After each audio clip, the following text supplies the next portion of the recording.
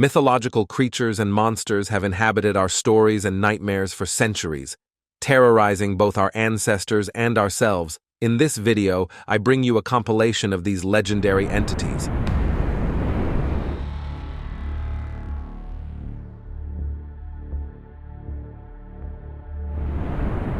Before the word Rome existed, Celtic people lived in freedom. Each god, creature, being, or monster gave an explanation to every event in life, and the Druids, those friends of the colored mushrooms, helped to interpret their messages and understand their whims. In this video, we are going to see 15 creatures from different areas of Europe in Celtic mythology. Number 1. Night Washerwomen. The washerwomen of the night, known in Brittany as les lavandières, are old or spectral women who appear washing clothes in rivers or streams at night, especially in lonely places. They dress in old, worn-out clothes, which may look like they belong to a bygone era. It's like if you're out in the wilderness, walk up to the river and see someone dressed in clothes from 300 years ago. What would you think? Hell and Amish. But a quick glance at their faces would be enough to know that they are not human, or at least that they are lifeless. For their faces are usually pale, thin, with serious and melancholic expressions. Their hands, which are constantly engaged in the task of washing, are wrinkled and worn from eternal toil. And although they are fragile in appearance, they have a supernatural strength, so it would be better not to provoke them. It is said of them that their presence is accompanied by a supernatural silence. The forest is silent. No animal is heard. Neither the air blowing nor the river flowing, only their persistent washing is heard. The sound of hitting the clothes against the stones is the only thing that breaks the silence of the night. In Breton folklore, the washerwomen of the night are associated with omens of death, calamity, or misfortune. The clothes they wash belong to those who are about to die or who have recently died. If you meet them at night, they may ask you to help them wring out the laundry. But helping them can be dangerous, as they may drag you into the water or cause you misfortune. I trusted you. Number 2. Gwyllgi. The Gwyllgi, known in Welsh Celtic folklore as the Dog of Darkness, or the Black Dog. It is a large dog with a dark coat that seems to absorb the light around it. Its eyes are prominent in legends. They glow with a deep red or yellow glow, like embers. The size of the Gwyllgi varies in stories, but it is generally larger than an ordinary dog. Its size and silent gait make it a terrifying apparition on dark nights. The Gwyllgi is known for its spectral nature and its ability to appear and disappear at will. It haunts lonely roads, graveyards, crossroads, and other places associated with death and the supernatural. Its presence is a sign of a bad omen, portending death or misfortune for those who encounter it. It is a solitary being. In legends, its mere appearance is enough to instill deep terror in those who see it. It haunts travelers at night, following them with its fiery gaze. The Gwyllgi also plays a role as a guardian of the boundaries between the world of the living and the realm of the supernatural. Number 3. Ohancanu. The Ohancanu is a mythological creature in the tradition of Cantabrian folklore, a region of northern Spain. This creature is one of the most feared in the pantheon of Celtic myths of the region, and believe me, it is for good reason. Physically, he is a giant of great size and strength, far exceeding the size of a normal human.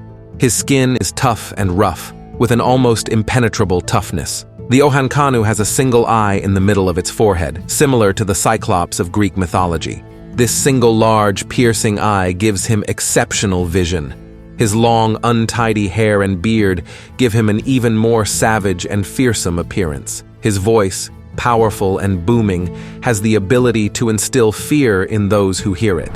The Ohancanu is a malevolent and destructive creature. Acts of great cruelty and destruction are attributed to it, such as razing villages, destroying crops, and terrorizing the population. Its temperament is violent and angry, and it enjoys causing chaos and disorder. Despite its brutal behavior, the Ohancanu is intelligent. It is known to employ trickery and deception to trap or confuse its opponents. This creature is also linked to the natural places of Cantabria, such as mountains, caves, and forests. It inhabits these remote places where it can live and act undisturbed by humans. Number 4. Anku.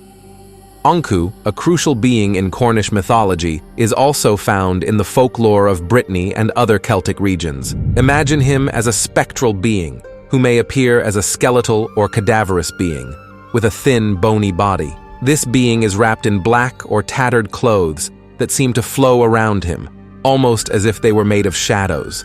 If you were to catch a glimpse of its face, you would notice that it is thin and shadowy, with deep, piercing eyes that seem to look straight into the soul. It lives in lonely places such as cemeteries, crossroads, and desolate spots. Its presence is a reminder of the inevitability of death and the thin line between the world of the living and the dead. The Anku has the ability to transform. Sometimes he may appear as an old man, and sometimes as a young man, depending on the stories or who he comes to collect.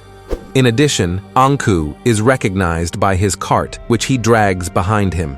This cart, old and creaking, serves as a tool for collecting souls. The sound it makes announces his arrival with a dark tone that foreshadows the approach of death. In some versions, the Anku is not alone. He is accompanied by helpers or lesser spirits who assist him in his eternal task of collecting souls. These beings are shadowy and silent, always at the Anku's side in his work. Number 5. Balor. First, imagine a guy who is not only a giant, but has an eye that could win any deadly staring contest. And yes, literally. This eye, when he opens it, doesn't just give you a dirty look. We're talking about a stare that destroys everything in its path. And if that wasn't enough, Balor is the leader of the Fomorians, which is basically the rival team of the Tuatha De Danann, who were like the superheroes of Irish mythology. In addition to having a destructive laser beam stare, Balor is a brutal warrior. Things get really interesting in their battle against Lugh, one of the Tuatha De Danann. Lugh is basically the hero everyone wants to be, handsome, strong, and with magical powers. And against all odds, Lugh manages to defeat Balor, proving that no matter how strong you are, there's always someone more cunning. What is best about Balor is not just his strength, but what he represents: chaos, destruction, but also a crucial part of the stories that have come down to us from ancient Ireland. Balor and the Tuatha De Danann are like two sides of a coin, for in every story there are heroes and villains, but each has his role. Number 6. Spriggans. Spriggans, the little big guardians of Cornwall. These creatures are small and rather ugly at first glance, but don't be fooled because they have the ability to swell up into giants, like those cartoons where the character inflates when he gets angry. Not only that, but their strength is monumental, especially when it comes to protecting what is theirs. We're talking about ancient treasures and sacred places that you wouldn't dare touch if you know what's good for you. Want to explore an ancient tomb or take a souvenir from a burial mound? Well, the Spriggans are here to show you what a bad idea that is. Not everything in their life is about fighting and protecting. Spriggans love a good prank. They're top-notch pranksters, though their tricks aren't always for laughs. From getting you lost in the woods to hiding your keys, they have a pretty unique sense of humor. And if that's not enough, they control the weather. They can conjure up storms, winds, and fog to confuse or frighten people, and to make sure it's clear to you who's in charge of nature. Number 7. Quelibre. The Quelibre, a being that will make you rethink everything you knew about dragons and mythical creatures, as this is not your typical fairy tale dragon. It is a giant beast, with a body that looks like a cross between a snake and a dragon, covered with scales so hard that almost nothing can penetrate them. These dark-colored scales give it the power of perfect camouflage in the mountains and caves of Asturias and Cantabria, making the Quelibre the ninja of dragons. Despite its size and looking like something out of an old horror movie, this critter is able to fly. It has huge wings with which it soars through the skies, causing equal parts terror and awe. Imagine sitting quietly in your village and watching the shadow of this colossus pass over you. I don't know about you, but I'd be running in the opposite direction. But what would a dragon be without a breath that wreaks havoc? A serpent's can be poisonous or even fire-breathing. This being is a solitary, isolated, and territorial, preferring the tranquility of its mountain cave or the serenity of being near a spring. And as a self-respecting dragon, it hoards treasures that it protects with a ferocity that would make even the bravest of knights think twice.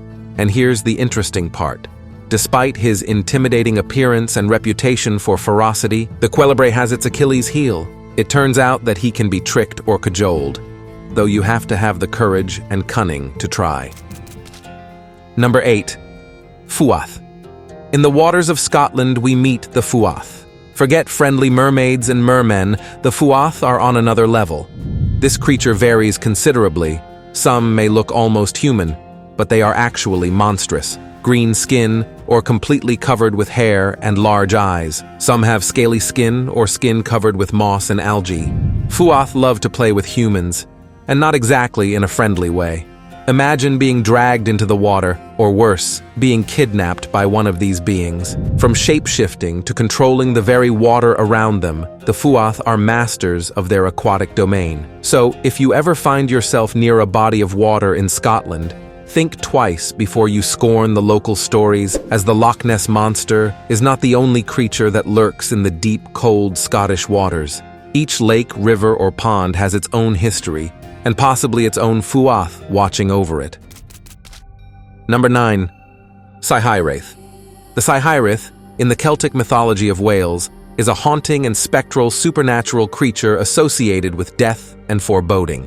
Known primarily for its call or cry, which is an omen of impending death. In the few descriptions that exist, it is like a female specter, shrouded in the mist between this world and the next. Its figure barely distinguishable in the mist that rises above the Welsh waters. When the Saihiraeth manifests itself, it does not do so with a terrifying apparition, but with a wail that cuts through the silence of the night. A sound that is mistaken for the moaning of the wind, but carries within it a darker depth. But how would you recognize the Saihiraeth if you encountered it? Its form is rarely spoken of, for it is its voice that announces its presence. A voice that brings with it the chill of the grave. It is a sound that makes your skin crawl. This cry, this wail, is not one that is easily forgotten. It is said to have the power to freeze your blood, a sound so desolate and disturbing that you immediately know it carries with it a dark message. The Saihiraeth need not be seen to be feared. Its call is a harbinger of impending death, especially for those whose end is near. Number 10. Urisk. The Urisk, in Scottish Celtic mythology, is a unique creature, a solitary and brooding being that inhabits the remote and wooded areas of Scotland. The Urisk is a hybrid creature. Its upper body is generally human and contrasted with goat's hooves that support its being, and sometimes with a furry tail. Its face reflects a rustic wisdom, with deep, expressive eyes that have seen many seasons and a scruffy beard. His fur may be shaggy or have tufts of hair, of a color that blends well with the forest environment, such as brown or dark green. This being carries with it an innate kindness, a curiosity for the human world that is rarely reciprocated. It dwells in those corners of Scotland where nature still sings songs of ancient Celtic magic, in mountains, by rivers, and under waterfalls that hide more than one secret. The Urisk, with its solitary heart, seeks the company of humans, though its appearance and manner may cause surprise or even fear. In some stories, his presence is said to be a blessing in disguise for those able to look beyond first impressions, offering help with rural tasks or guiding the lost back to the road, though his attempts at assistance sometimes prove more of a challenge than a help. Beyond his physical strength or his ability to camouflage himself with the forest, Urisk is valued for his knowledge of the natural world and his ability to predict the weather or warn of future disasters. He would be like the Celtic version of a weatherman. Number 11. Afanc. The Afanc, a creature from the Celtic mythology of Wales, is powerful, and as is becoming a regular feature of this top, it is associated with lakes and rivers. It appears in various legends and stories with different interpretations. In some stories, it is a crocodile or dragon-like monster, with a large, stout, scale-covered body and a powerful tail. In other versions, it is seen as adopting more peculiar features, a fusion of beaver and demon, a creature unlike anything that walks on land or swims in the sea. This being has one thing in common in all the stories: it is absolutely terrifying. a creature of great strength, capable of causing floods and destruction. Its movements in the water are associated with stirring up the waters and creating dangerous currents. This being not only enjoys causing environmental chaos, it also has a particular fondness for attacking humans and animals, dragging them into the depths, never to be seen again. We're talking about a water dweller you definitely wouldn't want to encounter while swimming. Number 12. Bucca.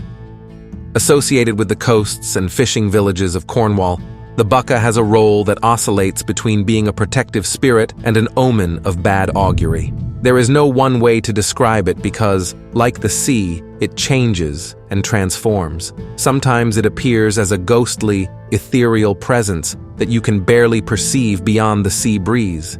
But don't be fooled, because it can also manifest itself in much more tangible and, frankly, intimidating ways. Imagine for a moment a huge man with scaly skin, eyes that glow with an aquatic glow, and hair that looks more like seaweed or fishing nets. But what makes the bucca so special? Well, it is his connection to the sea and fishing that makes him such a revered and feared figure in Cornwall. This spirit of the sea plays with the fate of fishermen. In some stories, he is a protector who guides fishermen to fish-rich waters or leads them away from storms and danger.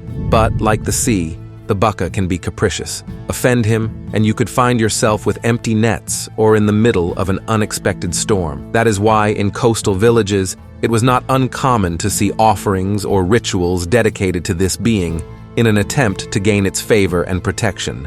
For fishermen, the bucca can be both their salvation and their undoing. Its favor is as coveted as its anger is feared. Luck in fishing and protection from storms are gifts it can bestow, as long as it is respected and honored according to ancient rites. He prefers solitude, prowling the coasts and remote places, always ready to be a harbinger of what is to come, whether good or bad. Number 13. Corrigan.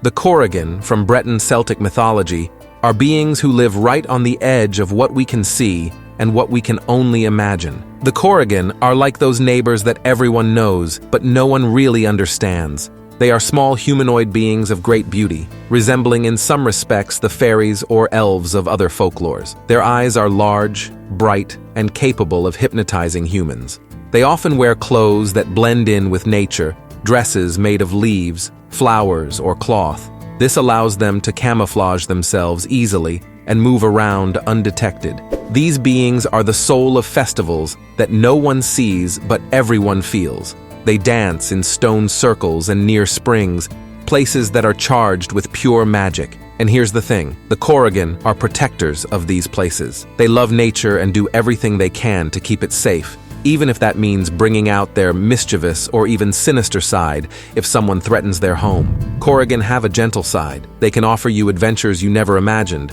show you things your eyes might not otherwise see. Just don't offend them. They have a vengeful side, especially if they feel you don't respect their space or their rules. Their wisdom seems to come from a time that we mortals can only begin to understand. They say they know what is going to happen, that they can see the fabric of destiny as if it were an open map. Number 14. Anjana. The Anjana is a creature from the Celtic mythology of Cantabria in northern Spain. The Anjana is a woman of breathtaking beauty, dressed in the essence of the forest, with clothes that blend in with nature, as if she were just another part of the landscape. Her presence radiates kindness and serenity. It is her kindness and desire to help that truly defines her. It is not uncommon to hear stories of travelers lost in the forest, suddenly finding their way thanks to the silent guidance of the Anjana, or of those in misfortune receiving comfort and help in their time of need. Have you ever been lost in the forest? Well, the Anjana is the creature you wish you could meet in that moment. If you have a problem or need comfort, she is there to help. The Anjana is not only kind, she is also powerful. In some legends, she is said to be a magical being with powerful supernatural abilities. We are talking about communicating with the animals of the forest, curing illnesses with an ancient knowledge of herbs and plants, and protecting nature as if it were her own garden.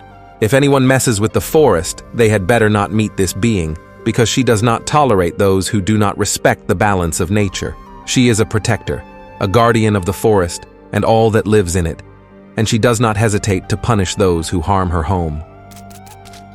Number 15. Melusine. Melusine, with her beauty and charm, could easily be the protagonist of any romance novel, until you get to the part about her aquatic double life. Imagine someone who on the one hand is pure elegance, but who keeps a secret. Half of her body is snake or fish, mermaid style, but she only lets her secret come out in her most private moments. Melusine's most famous legend tells the story of her marriage to a mortal nobleman. After their marriage, Melusine led a seemingly normal life, and together they had several children. However, Melusine's condition to Raymond was that he was never to see her in her bath, especially on Saturdays, when she assumed her true form. Despite his promise, curiosity got the better of the nobleman, and one Saturday, motivated by suspicions and rumors about his wife's nature, he decided to spy on her while she bathed. Upon discovering her secret, Melusine's serpentine or mermaid form, her husband broke the fundamental trust in their relationship. When seen in her true form, Melusine felt betrayed, and her reaction varied according to different versions of the legend. In some stories, Melusine, upon being discovered, transforms into a dragon and flies away from her castle, leaving her family behind, never to be seen in the same form again. Her cry of pain and betrayal is said to echo across the lands she once called home. In other versions, Melusine is forced to leave her family, but it is said that she continues to watch over her descendants from afar, appearing in times of great need or before important or tragic events within her lineage. Despite her husband's betrayal, Melusine remains a protective spirit for her children and her people.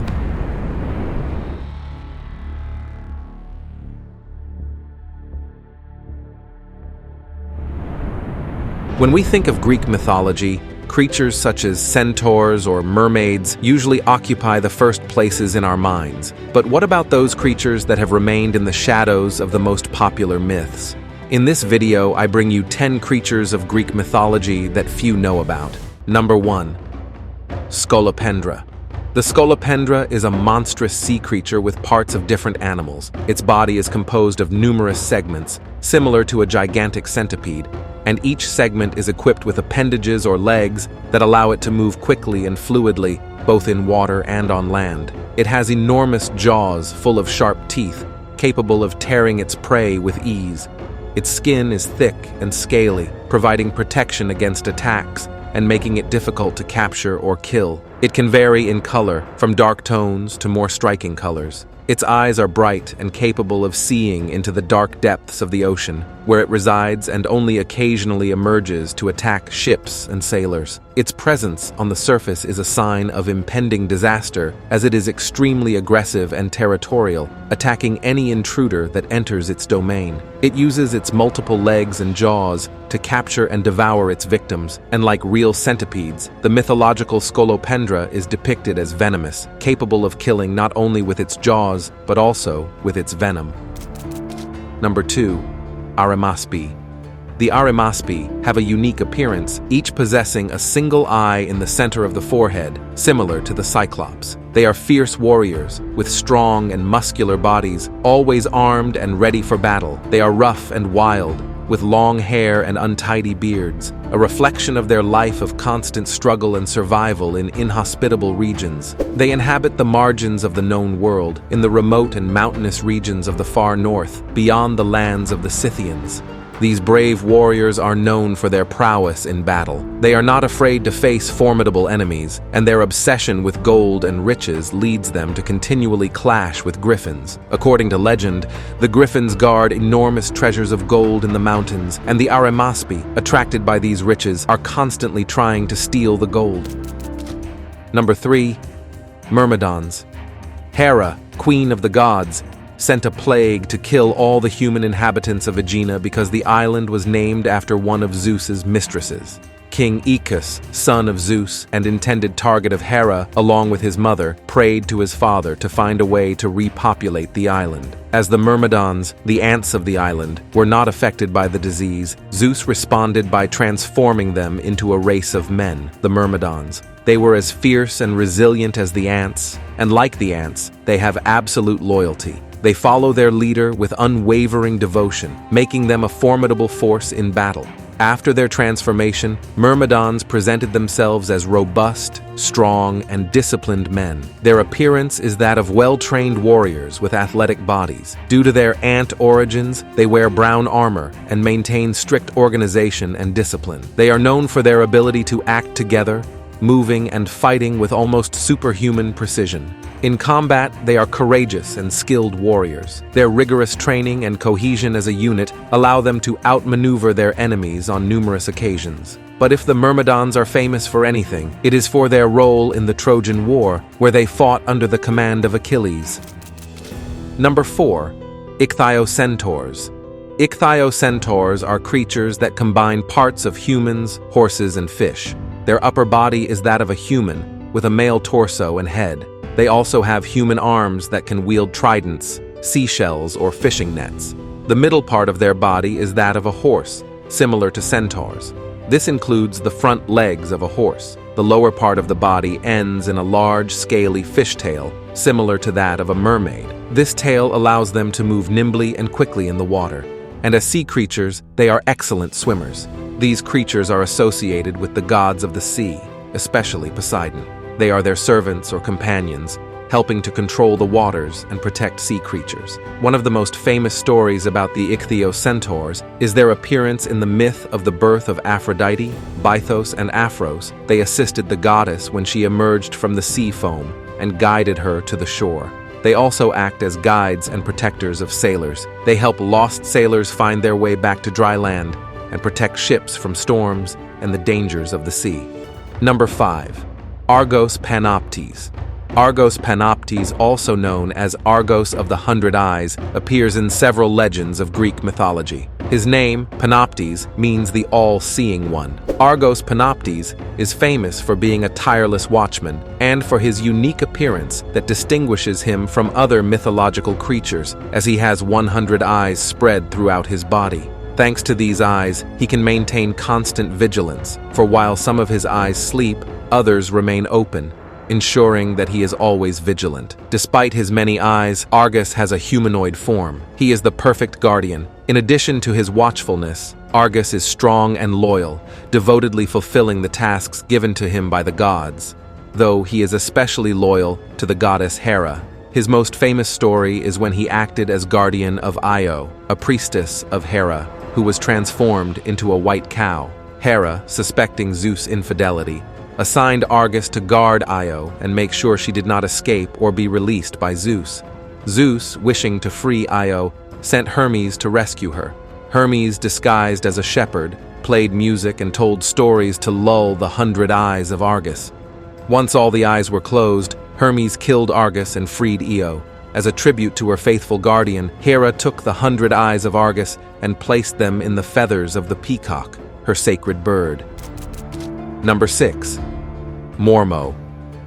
Mormo, a creature associated with witchcraft, specters, and night terrors, is a monstrous and demonic creature with a deformed face, sharp fangs, and glowing eyes full of evil.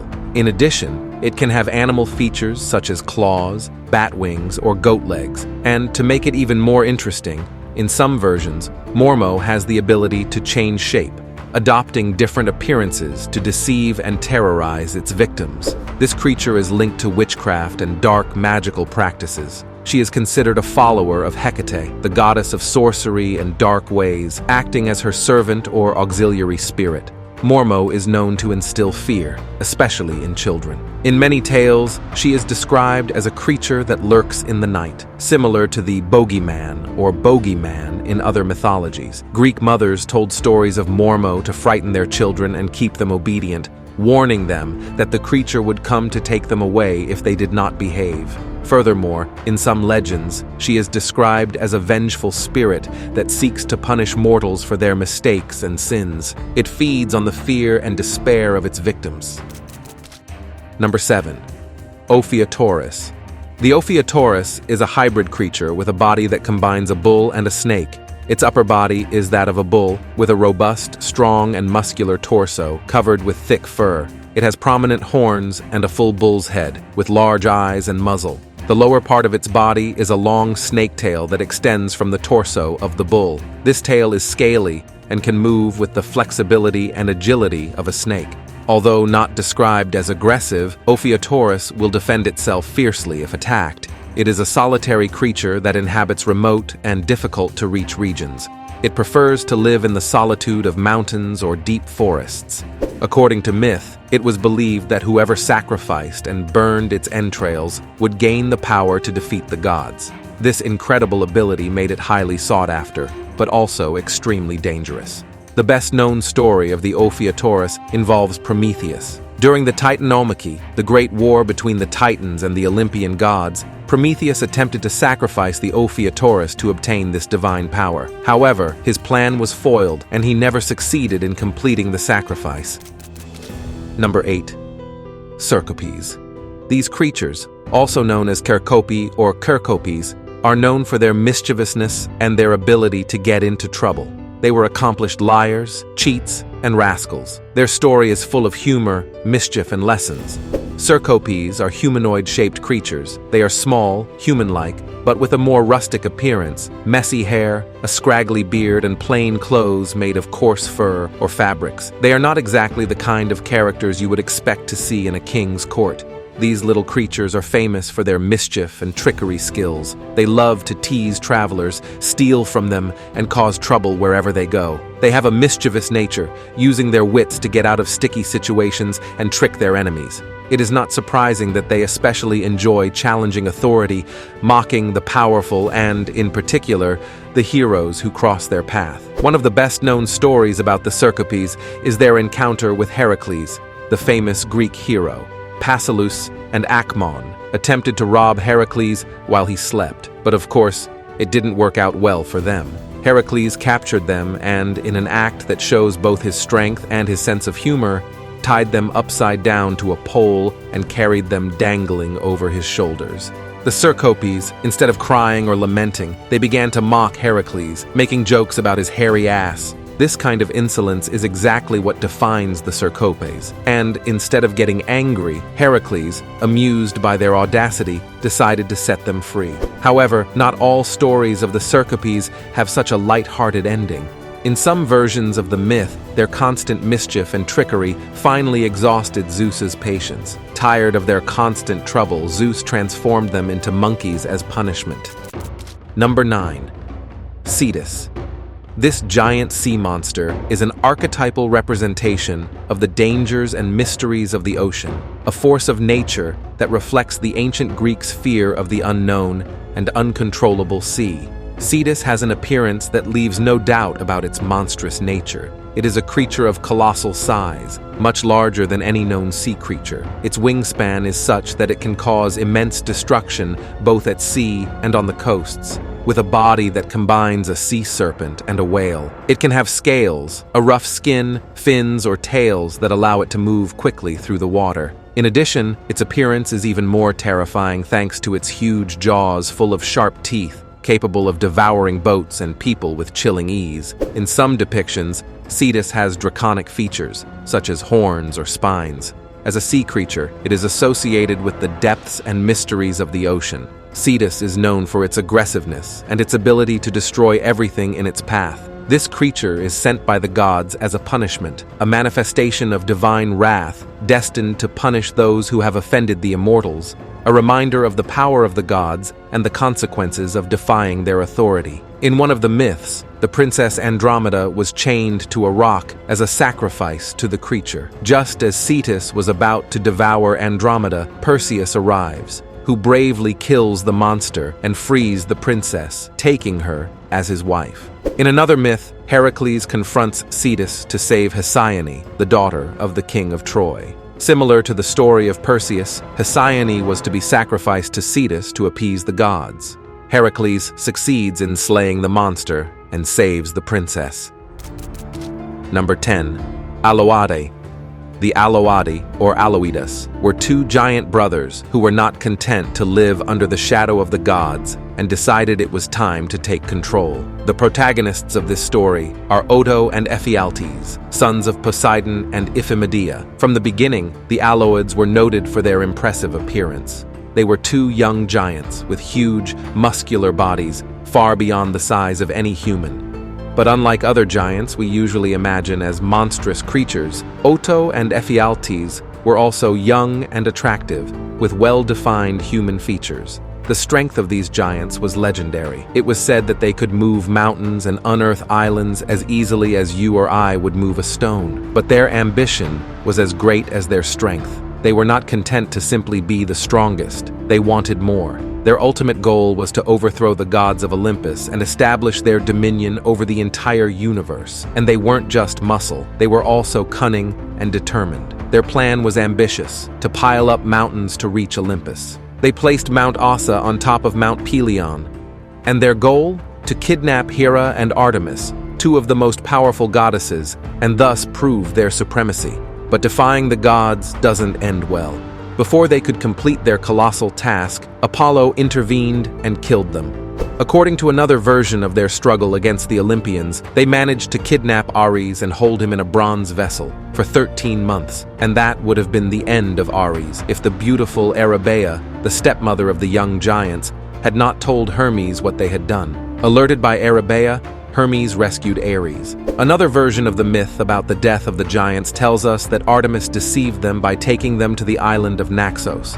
There, she transformed herself into a deer and placed herself among them. The brothers, in their eagerness to hunt her, threw their spears at the same time and killed each other. And as if death were not punishment enough, the brothers were sent to Tartarus, the deepest underworld, where they were bound with snakes on a pillar as eternal punishment for their audacity.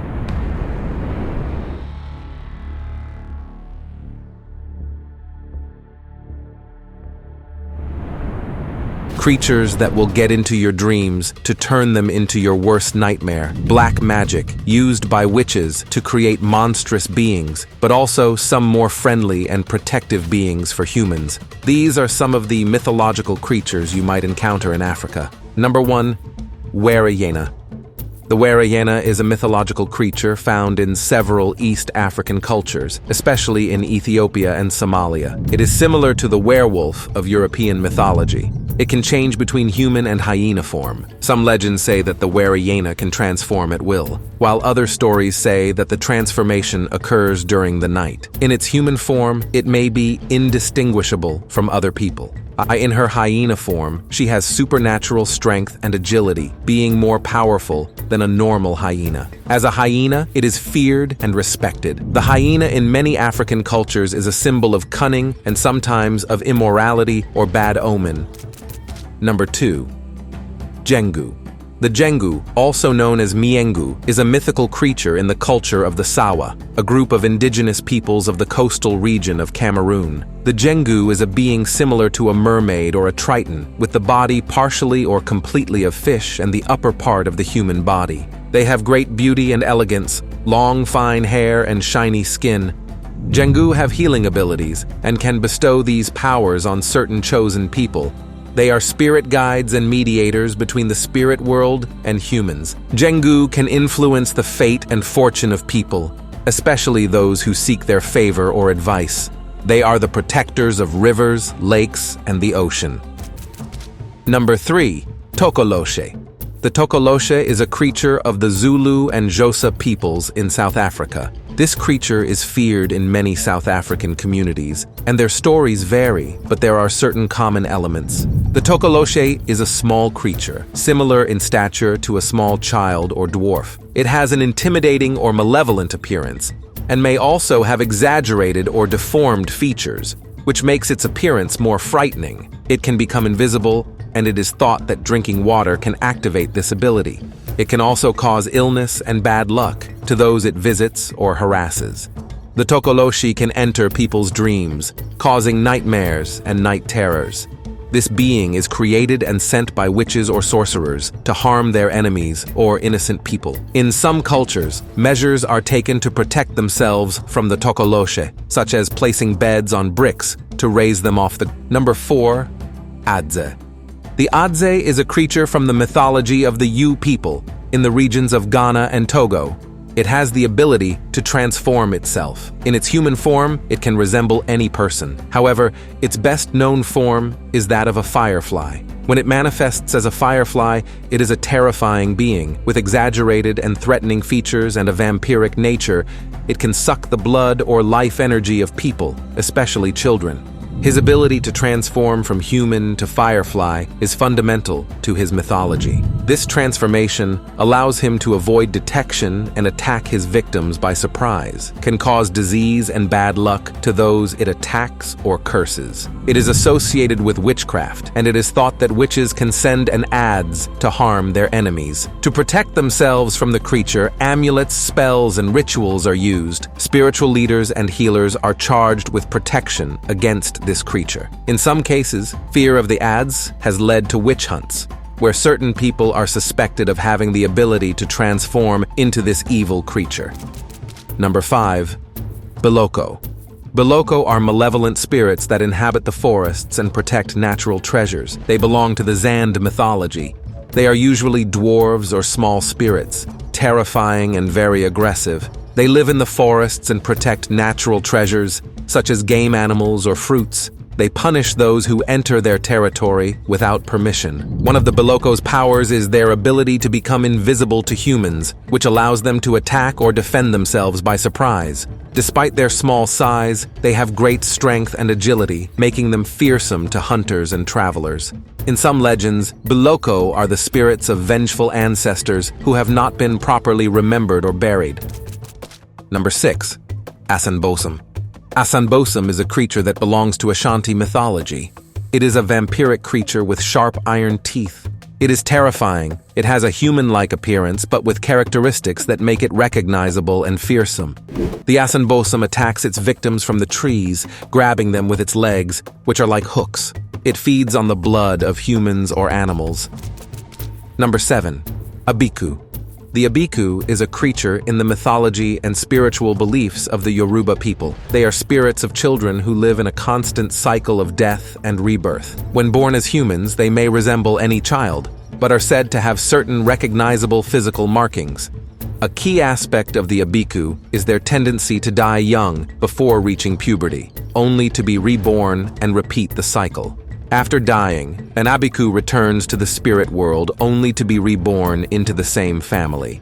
Abiku can affect their own health and that of their family members, becoming seriously ill before their premature death. Affected families perform rituals or consult healers to break the cycle of reincarnation and allow the child's spirit to rest in peace. In some cases, the child's body is marked with scars or amulets are placed on it to protect it from the influence of the Abiku spirit and to identify it if it returns. Before I continue with the video, I want to thank you for all the support you have given me so far with your likes, comments, and sharing my videos. That means a lot to me. Today, I want to ask for something else. To keep growing and improving the channel, I need your support by joining the channel membership. This will help me not to depend only on visits, and I will be able to dedicate more time to create content that you like. By becoming a member, you will receive exclusive benefits, but most importantly, you will be directly supporting this project. I understand if not everyone can join, but if you have the possibility, your membership will make a big difference. Thank you for being part of this community. Number 8. Ilomba. This is a magical creature in the Bemba mythology of Zambia. The Ilomba is related to witchcraft practices and is an instrument in the arsenal of a witch or warlock. Its creation and use is shrouded in secrecy and taboos. The Ilomba is described as a magical snake or snake-like being. It lives inside an object, such as a vessel or container, which is possessed and controlled by a witch or warlock, has the power to cause disease and death. These evils are sent to victims selected by the owner of the Ilomba. There is a strong connection between the Ilomba and its owner. The welfare of this creature is tied to that of its creator, and any harm to the Ilomba can physically affect the witch or warlock. In addition to inflicting harm, the Ilomba can also act as a protector for its owner, defending him or her from threats or enemies. Number 9. Yumbos.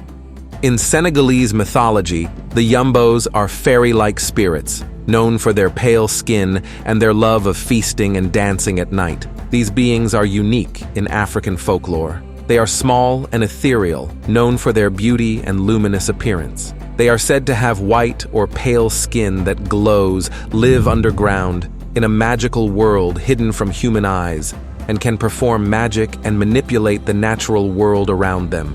Yumbos are considered benevolent and friendly towards humans, and are famous for their nightly festivities, where they celebrate with dances and feasts, inviting humans to join them. Number 10. Owenga. The Owenga is an animal spirit, often a lion, that protects a specific clan or family in the mythology of some Kenyan communities. Is associated with animals considered powerful or significant, such as lions or snakes. It is the protector or guardian for an individual, a family, or even an entire clan. The Owenga offers spiritual and physical protection to those to whom he is linked. In addition, it provides spiritual guidance and advice through dreams or signs in the natural world. The Owenga is a link between the living and the ancestors, serving as a means of maintaining a relationship with the spirit world. Number 11. Popobawa. Popobawa is a demon that attacks people at night. Popobawa is a mythical creature known in the culture of Zanzibar and other areas of the east coast of Africa. It is an intimidating demon with bat-like wings and sometimes only one eye. It can change its appearance and appear in different forms, both human and animal. Thanks to its bat wings, it is able to fly, which allows it to move quickly and attack its victims by surprise. It has the ability to attack people at night, especially those who are sleeping. The appearance of the Popobawa is considered a bad omen and is associated with periods of tension or crisis in the community. Number 12. Kishi. The Kishi is a mythical creature from the mythology of Angola, specifically from the beliefs of the Bantu people. It has two faces. One is human, that of a handsome and charming man, while the other is that of a hyena, located on the back of his head. As a human, he can seduce and deceive his victims, almost always women. While her hyena-like face reveals her true predatory nature, the Kishi has the ability to hide its hyena-like face to interact with humans, using its human attractiveness to attract prey. He has great strength and exceptional hunting skills, especially in his hyena form. Number 13. Anansi. Anansi is a mischievous and wise creature. He is a spider, or like a man with spider characteristics. This creature belongs to the mythology of the Akan peoples. He is famous for his mischief and for being a master in the art of cunning, and known for his ability to overcome obstacles through deception and intelligence rather than force. Number 14. Grootslang. The Grootslang, or Great Serpent, is a legendary creature in South African folklore. It is one of the most feared creatures in South African legends, known for its colossal size and fearsome nature. The Grootslang is a terrifying mix between an elephant and a giant snake. Its appearance is intimidating. It is enormous in size, with the strength of an elephant and the cunning and flexibility of a snake. With his incredible strength, he is capable of crushing or devouring any being that crosses his path. And despite his large size, he is agile and fast. Number 15. Aziza. In the faun mythology of Benin, the Aziza are benevolent forest spirits, offering help and advice to hunters and travelers. They are small spirits or fairies that live in the forests, tiny beings with human appearance and supernatural abilities, beautiful and ethereal beings with an intimate connection with nature and the forest. They have a deep knowledge of nature's secrets, such as herbal medicine and where the most valuable resources are found. They also have magical abilities with which they offer guidance and protection to those who respect them and seek their help. Crossing paths with these beings brings good luck. Number 16. Chipfalamfula. In the Chiwa mythology of Malawi, Chipfalamfula is a mythical creature, described as an aquatic being that controls aquatic life and crops. He has an enigmatic appearance and is considered a mysterious and elusive being. It is believed that it has great control over the water and the life that lives in it, which is why it is respected, since it has the ability to affect crops that depend on irrigation or rain. In some beliefs, it is a guardian of aquatic resources, protecting and managing water and the life that depends on it. Number 17. Ninki Nanka. It is a feared creature, It lives in the rivers and swamps in the West African region. It is a being similar to a dragon or a giant snake, with a long neck, a large head, and in some stories, horns or a crest. It is of an impressive size, so large that its presence is enough to terrify anyone. Seeing this creature is considered a bad omen associated with death. Number 18. Impundulu and Inkanyamba. The Impundulu and the Inkanyamba are two mythical creatures in various Zulu and Xhosa cultures of southern Africa. The Impundulu, also known as the lightning bird, is a giant bird, associated with storms and lightning. It is impressive in size and appearance with brightly colored feathers. Their appearances are said to be related to natural disasters or important events in the community. The Inkanyamba is a giant snake, or a type of aquatic dragon that lives in lakes and rivers. It has power over water and can cause floods or storms. It is also associated with the seasons of the year, especially with summer rains and storms. Remember, if this video hits 200 comments, I'll make a special one about Egypt. Also, consider joining as a channel member to help keep this project alive. Your likes and shares are truly important to me. Thanks for your support.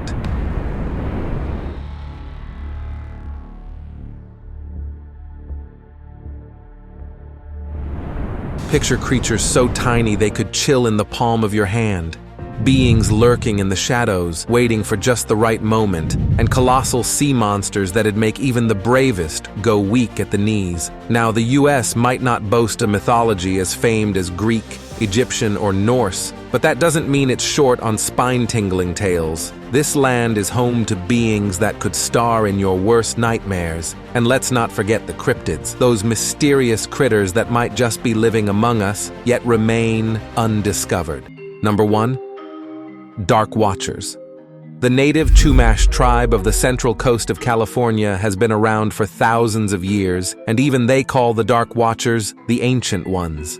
The Dark Watchers are mysterious figures that appear at dusk or dawn in the Santa Lucia Mountains of central California, especially in the Big Sur region. They are commonly described as tall, dark silhouettes, often over 10 feet tall. They appear faceless and are sometimes said to carry hats or walking sticks. They are often seen standing and gazing at the horizon without moving. They disappear in an instant, especially if anyone tries to approach them or look directly at them. The true nature and origin of the Dark Watchers is unknown. These figures are said to have been observed by Native Americans and have been mentioned in their oral legends for centuries. The poet Robinson Jeffers mentioned the Dark Watchers in his poetry, further solidifying their place in Californian culture.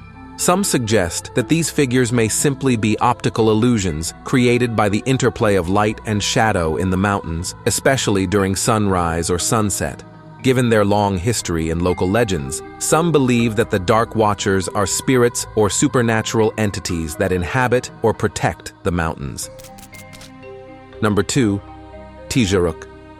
The Tijaruk is a creature from the legends of indigenous peoples, especially the Aleut and other groups inhabiting the Arctic regions of North America. This mythological being is associated with icy waters, specifically inhabiting the areas around Unimak Island, one of the Aleutian Islands in Alaska. It is a sea creature with an appearance similar to a sea serpent or sea dragon. It has a large head, compared in some accounts to that of a horse, and a long serpentine body. Although lengths vary among accounts, the Tijaruk's body, excluding head and tail, is generally reported to be approximately 4 to 7 meters long.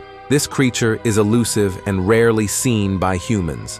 However, it is believed to be capable of catching unsuspecting people or animals in or near water.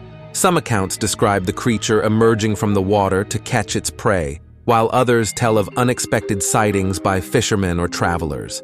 In the stories, the Tijaruk is a predator that preys on fish, marine mammals, and possibly humans that come too close to its territory.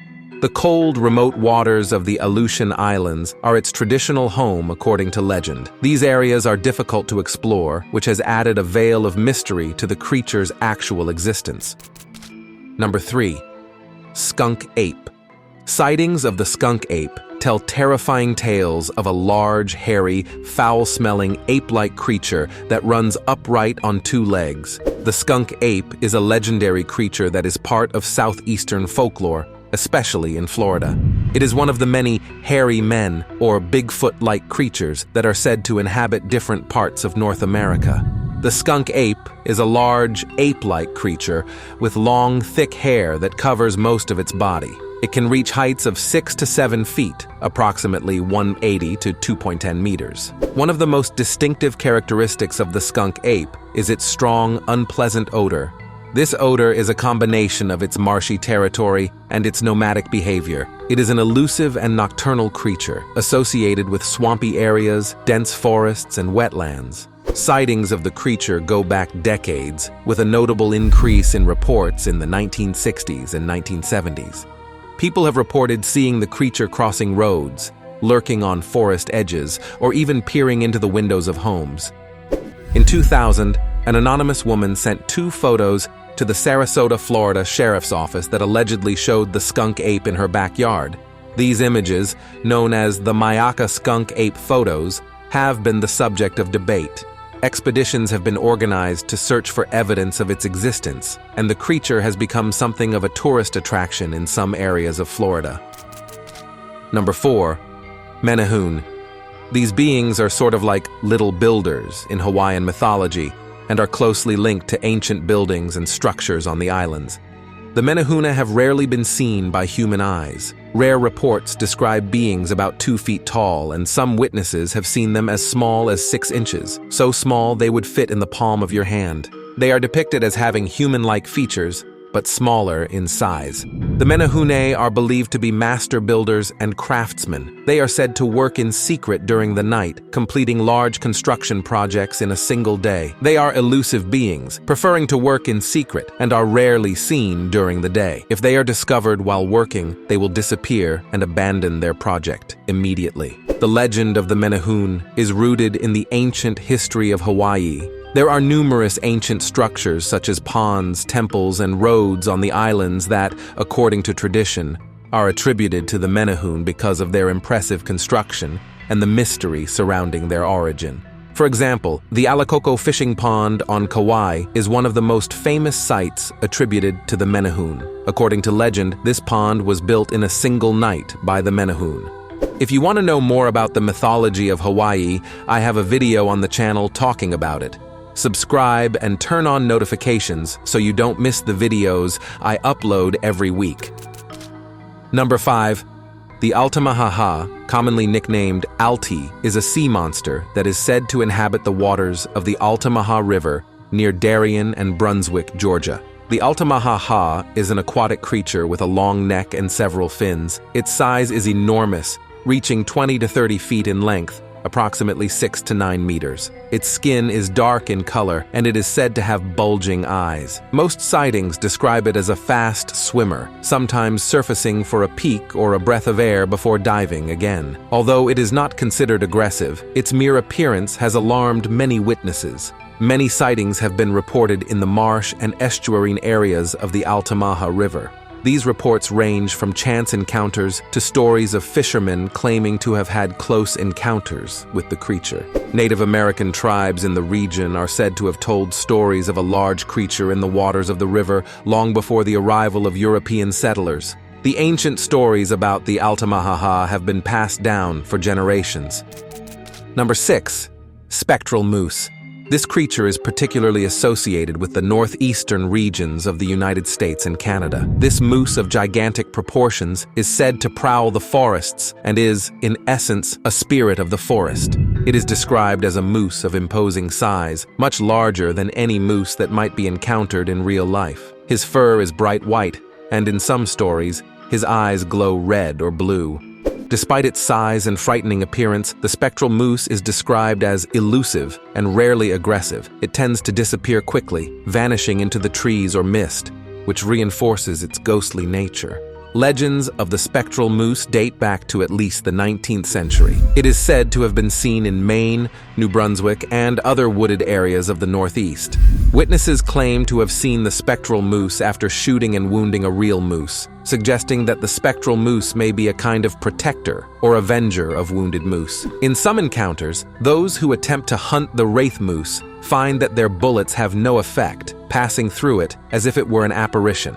In others, Hunters who have claimed to have encounters with the creature experience a series of misfortunes. Number 7. Loveland Frogmen. This mysterious creature has become a notable part of local folklore and has been the subject of several reports and sightings over the years. They are described as humanoid beings with frog-like or lizard-like faces and scaly textured skin. They are between 1 and 1.5 meters tall and walk upright on 2 legs. Known to be elusive, the Loveland Frogmen have also been described as carrying strange objects, such as wands that emit flashes of light or fire. The legend began in the 1950s, but the most famous sightings took place in the 1970s. In one of the most notorious incidents, a police officer reported seeing one of these beings on the side of a road at night. The being raised a wand which gave off a kind of glowing light before fleeing into the nearby river. Number 8. The Squonk. The squonk is a mythical creature native to the forests of Pennsylvania. It is known not so much for its appearance, but for its tears and characteristic behavior, for it is a creature that, according to legend, cries constantly because of its ugliness. It is an animal with a flabby skin, covered with warts and other imperfections. Its appearance is so pitiful that even the creature itself is distressed by it. So conscious and ashamed is it of its appearance that, according to the stories, it always tries to hide and avoid being seen. If cornered or trapped, it is said that the creature can dissolve into a pool of tears and escape. The squonk myth was popularized in part by William T. Cox's book, published in 1910. In this book, Cox collected a number of legends and tales involving mythical creatures. One story tells of a hunter who managed to catch a squonk by following the trail of its tears through the forest. He managed to capture it and put it in a bag to take it home. However, when the hunter finally opened the bag, he found only a puddle of tears and water, as the squonk had cried until it had completely disappeared. Number 9. Melon heads.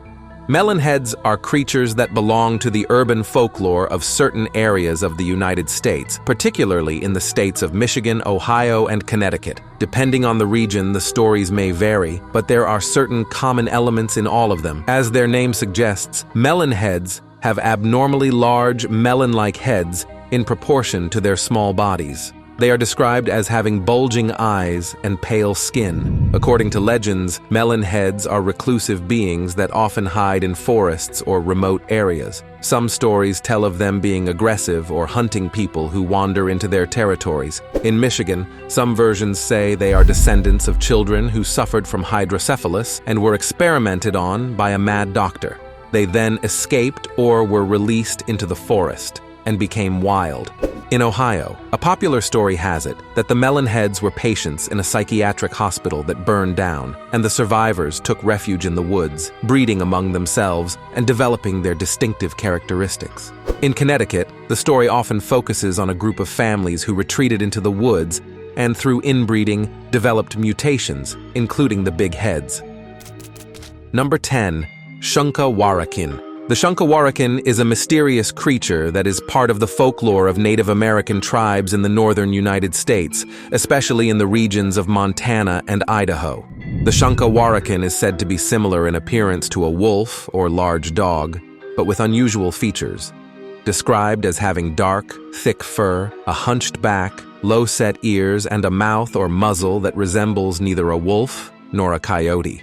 Its nature is fierce and aggressive. It hunts silently, stalking its prey before attacking. One of the most famous tales associated with it is the story of a specimen that was supposedly shot in Montana in the late 19th century. The downed animal, which was unlike any other known in the region, was mounted and displayed in a local shop for years. This display attracted attention and led to speculation as to whether it might be a real example of the legendary creature. Before we dive into the last entry on our list, I'd like to invite you to join as a channel member. By doing so, you'll get a say in key decisions, like voting on this week's video and suggesting topics for future content. Plus, you'll be giving a massive boost to this channel and all the hard work I put in. Number 11. Snallygaster.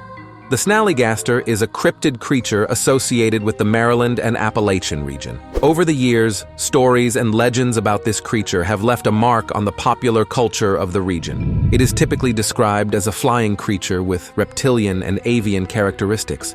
It is depicted with a long, jagged beak, huge wings, and sometimes tentacles coming out of its mouth. Its appearance may vary according to accounts, but it is often attributed with glowing eyes and sharp claws. It emits a high-pitched, terrifying scream. Stories tell of the creature carrying off animals and sometimes even humans. The legend is thought to have originated with early German settlers who spoke of a creature called Schneller Geist, meaning swift spirit. And over time, the story evolved into the myth of the Snallygaster. The connection to Theodore Roosevelt stems from the popularity of stories about the Snallygaster in the early 20th century.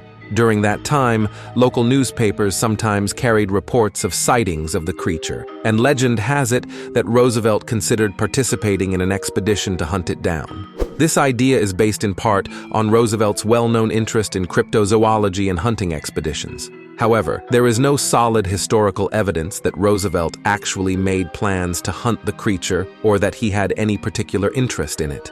The story may be an exaggeration or fabrication derived from a combination of the creature's popularity and Roosevelt's fame as a hunter and adventurer.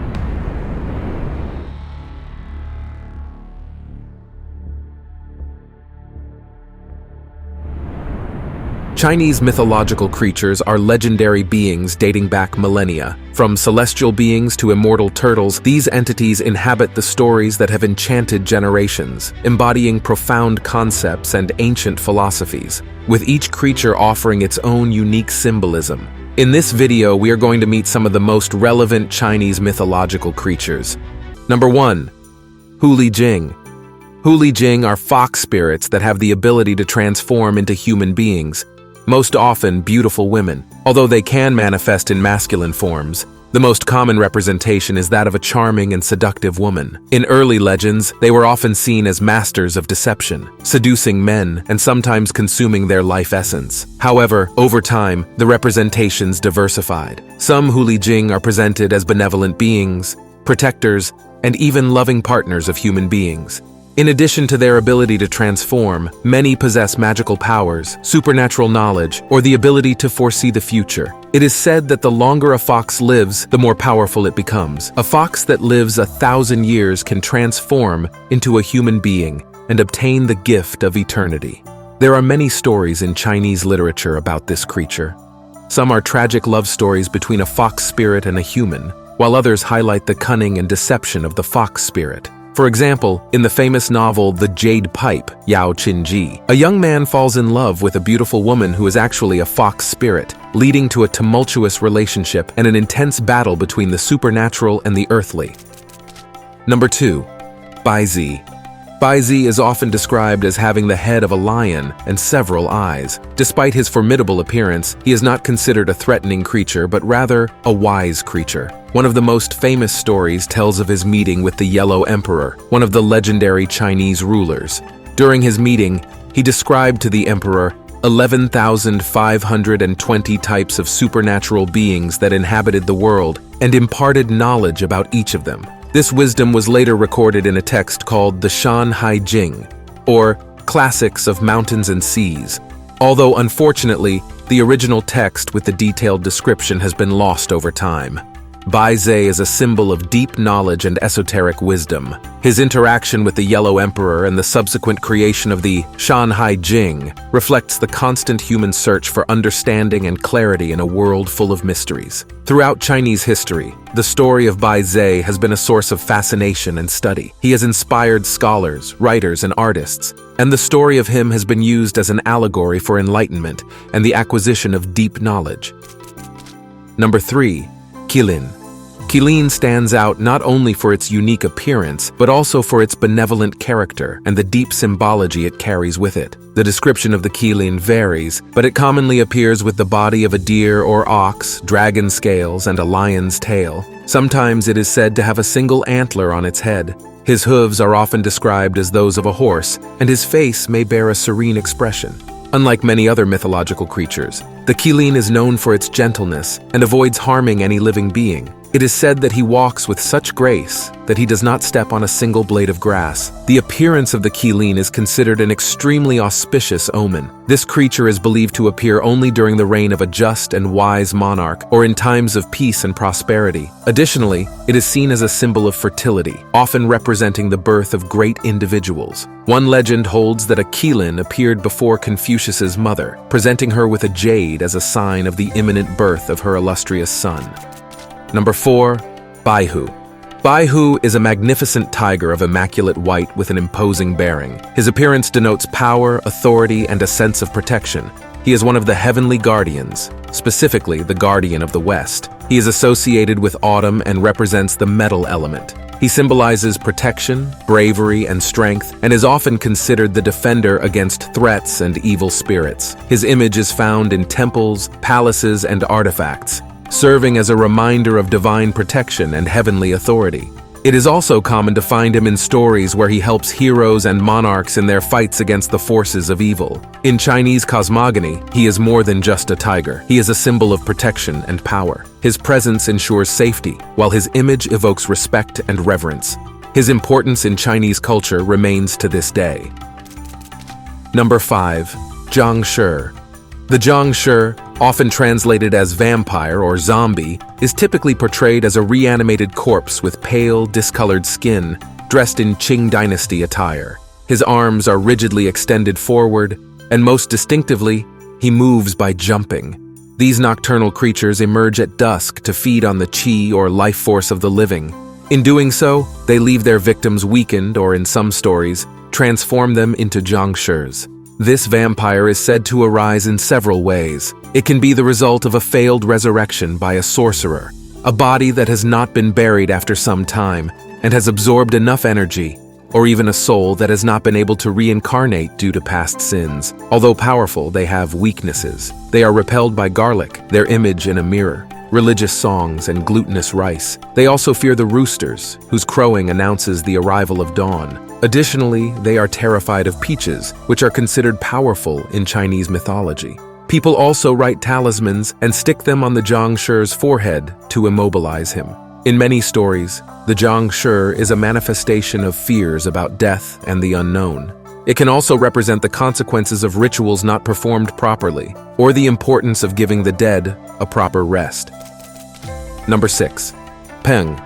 Within the vast collection of Chinese mythological creatures, the Peng occupies a special place as a representation of greatness, power, and transformation. The Peng is often described as an immensely large bird, with wings spanning thousands of miles. Its size is so impressive that when it flies, it darkens the sky and produces storms. A known story about it comes from the writings of the Taoist philosopher Zhuangzi. According to this source, the Peng was originally a fish known as kun, which lived in the northern seas. The kun was so large that it was difficult to distinguish it as a fish. Eventually, he transformed into the Peng and undertook a great journey towards the south. In the stories, it is said to travel from the North Sea to the South Sea, rising to high altitudes. Its movements are grandiose, and its flight symbolizes transcendence and the ability to overcome minor obstacles by focusing on higher goals. Beyond its size and power, it is seen as a symbol of transformation and aspiration. Just as kun transforms into Peng, it is suggested that individuals have the potential to transform and achieve greater heights in life. The story of the Peng is also often used to discuss the relativity of perspectives. What may seem like a grandiose act to some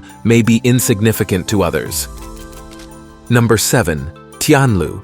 This being combines characteristics of several animals, generally being represented as a fusion between a dragon and a lion.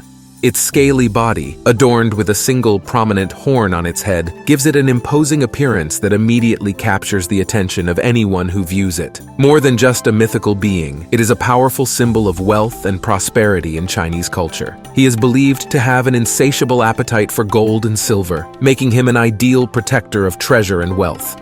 In feng shui practices, it is common to place representations of the Tianlu in homes and businesses for the purpose of attracting fortune. Its role is not limited to attracting wealth. He is also credited with the ability to protect her. This makes him a popular deity in temples and other places of importance, especially those associated with wealth and power. Over the centuries, the influence of the Tianlu has left its mark on various artistic and cultural manifestations in China. Whether through sculptures, paintings, or traditional practices, this guardian of wealth remains a revered and respected figure in China.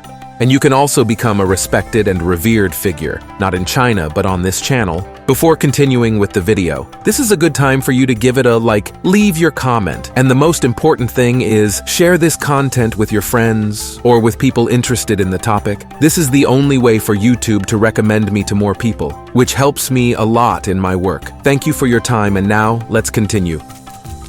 Number 8. Bixi.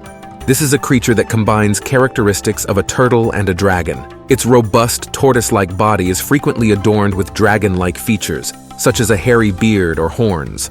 A notable feature is that he often carries heavy stone steles or inscriptions on his back. Beyond its physical form, it is a symbol of support, resistance, and the perpetuation of memory and history. By carrying inscriptions on its back, it represents the preservation and transportation of knowledge and traditions through generations. It is common to find Bixi statues in temples, tombs, and other sacred places in China.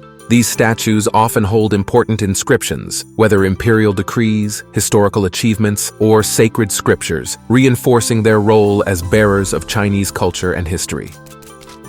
Number 9. Longma.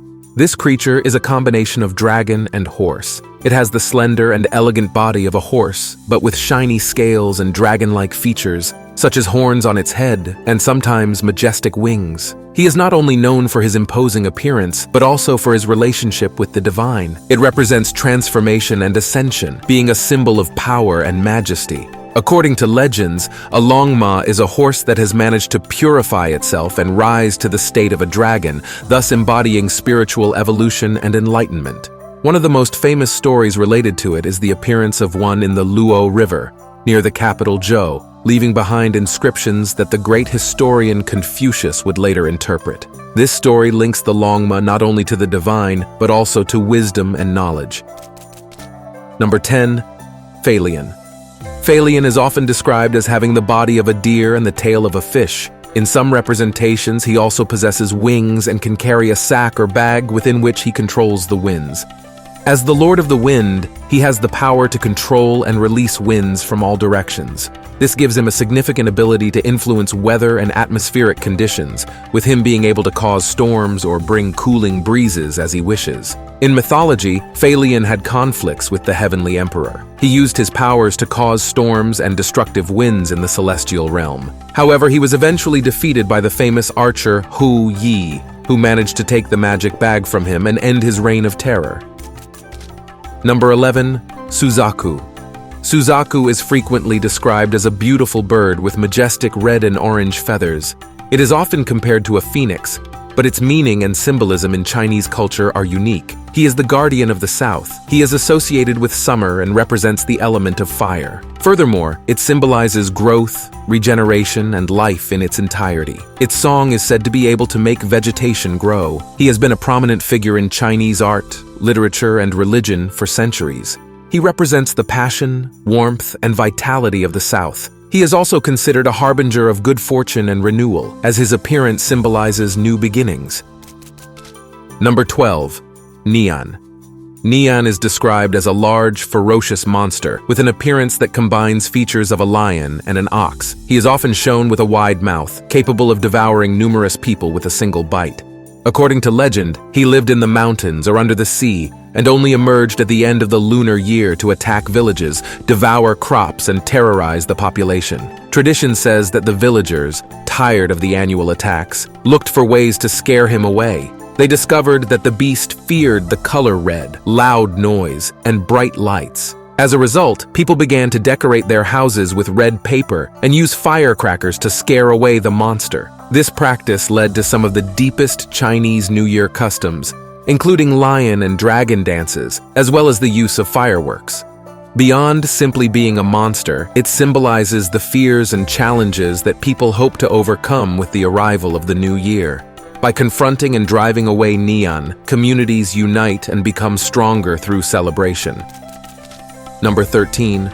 Black Tortoise. Black tortoise is often depicted as a turtle entwined with a snake. Sometimes the snake coils around the turtle, symbolizing a harmony between the elements of water and earth. He is the guardian of the north. He is seen as a symbol of resistance, protection, and support. He is especially revered as a protector against evil spirits and illness. Black Tortoise is a figure revered in many temples and religious practices in China. He is often invoked for protection and healing, especially against evil influences. He also has a strong connection with the martial arts, being sometimes considered the patron god of martial artists. Number 14. Pulao. Unlike other Chinese dragons, which are grand and majestic, Pulao is often depicted as a small dragon.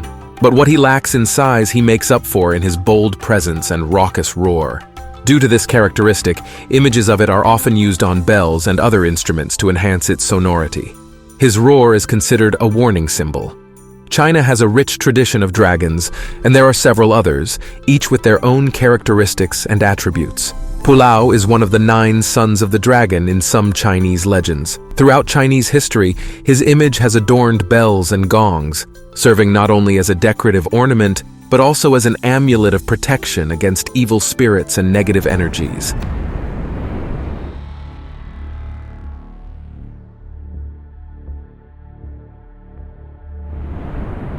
Celts, Norse, and even the Roman Empire all have passed through Germany, leaving their small contribution to the mythology and folklore of this country. In this video, we will know a little better the creatures of German mythology. Number 1. Mare. Have you ever had one of those nights where you wake up feeling a pressure in your chest, unable to move, as if something or someone is sitting on top of you? If so, you may have had an encounter with the mare, that evil spirit of German folklore, known to cause nightmares and sleep paralysis. It is a creature that can change shape at will, sometimes appearing as a beautiful woman and sometimes as a demonic being with distorted features. This is the mare, a creature capable of sneaking into your dreams and turning them into real nightmares. The most terrifying thing about the mare is its ability to sit on the chest of its victims, causing a feeling of suffocation and paralyzing fear. Beyond its shape-shifting appearance and supernatural powers, the mare has become a popular explanation for night terrors and sleep paralysis. Those moments when you wake up in the night, unable to move or scream, caught in a limbo between sleep and wakefulness. If you ever find yourself wanting to protect yourself from a visit from the mare, people have tried everything from rituals and charms to very specific sleeping practices, believing that these actions may confuse or repel this spirit. Stories about the mare vary widely, but many revolve around the idea of a young girl or tormented spirit becoming a mare due to a curse, jealousy, or desire for revenge. Number 2. Feldgeister. The word Feldgeister literally translates as spirits of the field and refers to a variety of spiritual entities that were believed to inhabit the fields, influence the fertility of the land, and protect or curse the crops depending on whether they were respected or despised by humans. Imagine this. You are in the middle of a field, surrounded by nature. Well, according to the German story, you are not alone. These spirits of the field could be there with you, making sure everything grows as it should, or if they don't like you, doing the opposite. They can be your best friends or your worst enemies. Feldgeisters are not of one form. Some may resemble humans, some may resemble animals, and some are a mixture of both. But they all have one thing in common. They are the bosses of the fields and crops. They can make it rain to make everything bloom or send a plague if they feel offended. That's how intense they are. And how do you make sure they're in a good mood and don't ruin your harvest? The ancients had their tricks, from leaving part of the harvest in the field as an offering to doing special rituals to keep them happy. It was all about living in harmony with them and, therefore, with nature. Number 3. Doppelganger. Have you ever felt that someone is watching you, but when you turn around, there is no one there? Or worse, have you ever passed someone who looks exactly like you on the street? If any of these things have happened to you, you may have had a close encounter with a doppelganger. The term doppelganger comes to us from German, meaning double walker. But it's not a long-lost twin or someone who happens to look like you. This goes much further. A doppelganger is like your reflection out of a mirror, sharing not only your look, but your gestures, your secrets, all identical to you, except perhaps for the small detail that they have no shadow or reflection. That's when you know something is wrong. Seeing your doppelganger is not something you should take lightly. According to legends, it could be a sign that something bad is about to happen: illness, misfortune, or even your own death. Imagine the level of bad luck it is to come face to face with your supernatural double. There are stories in which these doubles do not come with the best intentions, but quite the opposite. Number 4. Wild Hunt. The wild hunt is a supernatural phenomenon that has been terrorizing people all over Europe, especially when the nights grow long and winter sets in. Imagine this situation. You are at home, curled up on your couch, while a storm rages outside. Suddenly, amidst the noise of the wind, you hear the sound of a hunt. Dogs barking furiously, the galloping of horses, and a troop of ghostly hunters led by none other than mythical figures like Odin, or, for the Germans, Wotan. We're talking about a supernatural gang that isn't exactly looking for rabbits. In legends, it is associated with unpleasant omens, misfortunes, wars, deaths, or the end of a cycle. It is said that seeing or hearing it can bring fatal consequences. To protect themselves, our ancestors had their tricks. Stay indoors on certain nights, recite prayers and incantations, anything to avoid attracting the attention of this fearsome procession. The funny thing is that the figure leading the hunt changes depending on where you are. It could be a legendary hero, an ancient god, or even an emperor transformed into a specter. In America, it would be like opening the door of your house and finding a hunt, led by the great George Washington in ghost version. You wouldn't want to be there, especially if you have a British accent. Number 5. Kobold.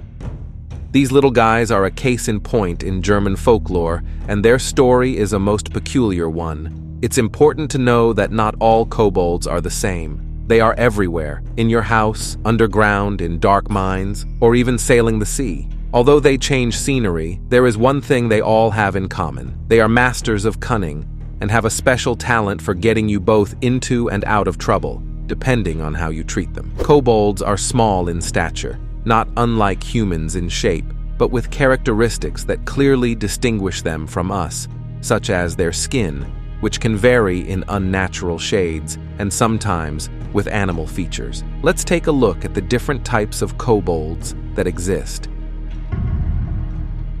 Think of a household kobold as that invisible roommate you never knew you needed. At night, when everyone is asleep, they get down to business, tidying and cleaning, a luxury to have one of them. The kobolds resemble the brownies of English mythology or the domovoi of Slavic legends. By the way, I recently told you about them in a video, and if you don't want to miss more videos like this one, this is a good time to subscribe and turn on notifications. Continuing with the theme, kobolds, if they feel offended or ignored, can become mischievous or destructive, hiding objects, making strange noises during the night, or causing more serious damage. In the mines, kobolds are feared and respected by miners, as they were believed to protect the rich ore deposits, or conversely, cause cave-ins and accidents. These kobolds were thought to be able to imitate the voices of loved ones to lure miners away from safety or lead them to rich ore veins. The legend of the mining kobolds also gave rise to the term cobalt, a metal so named because miners blamed the kobolds for cobalt ores that made it difficult to extract more valuable metals and were often poisonous. And we can't forget the sea kobolds. Imagine having one aboard your ship, ensuring a smooth voyage and protecting you from storms. But, as at home and in the mine, if you don't show them the respect they deserve, be prepared to face their wrath on the high seas. You don't want to end up sailing into a storm because you've angered your sea kobold. Number 6. Schwarzer Hund. The Schwarzer Hund is a ghostly dog that appears in legends all over Europe, including Germany. The Schwarzer Hund, or black dog for those of us who don't speak German very well, is not your average dog. We're talking about a large, spectral canine with a coat so black it seems to absorb the light around it.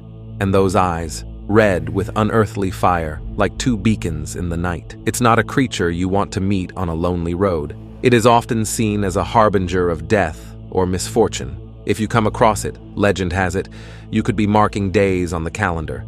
But it's not all so straightforward. Depending on where you are, this dog could be more than just a messenger of bad news. In some tales, it protects graveyards and guides lost souls, which doesn't sound so bad, unless you're one of those souls. But where can you run into one? Well, not at the pet store, that's for sure. The Schwarzer Hund prefer places with a more cursed touch. Crossroads, cemeteries, ancient ruins. Those are their haunts. Come to think of it, in those places you can find the creature and gothic people. And while in some stories just seeing you may be enough to ruin your luck, in others, the dog acts more like a guardian or even a vengeful spirit. So what can you do if you encounter one? The short answer is, probably nothing that can change your fate. But hey, at least now you know what you might be running into.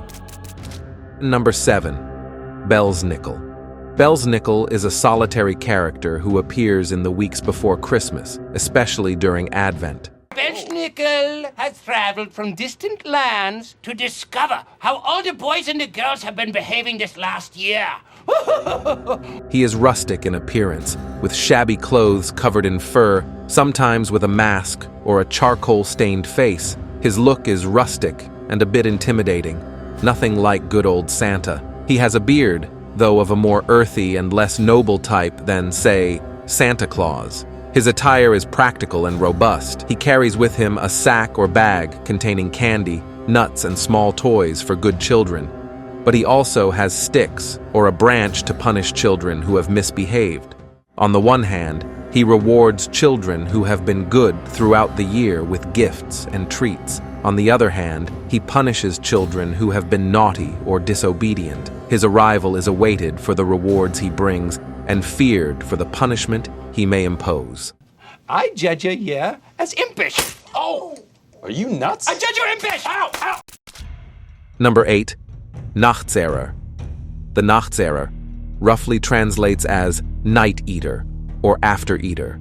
This creature is something like the distant cousin of the vampire, but with a peculiar and rather macabre twist. It is an entity that not only rises from the dead, but also begins to consume its own flesh, and as if that were not enough, that of its relatives, spreading plague and disease. The nocturnal consumer is not the typical monster you might imagine. It is said that those who die in tragic or unnatural ways, especially by suicide, are at risk of becoming these beings. And although there is no specific physical description that identifies them, they are associated with the image of a decomposing corpse, which is creepy enough. But what really puts these beings on the terror map are their abilities. Aside from devouring their own flesh in the grave, these beings have the unsettling ability to terrorize the living, either by consuming their life or energy, transforming into animals, or even creating disease. In the old days, to protect themselves, people resorted to funeral rituals and rather extreme preventative measures, from burying the dead with objects believed to prevent their transformation,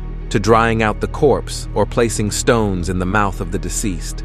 All this to make sure that the dead stayed dead.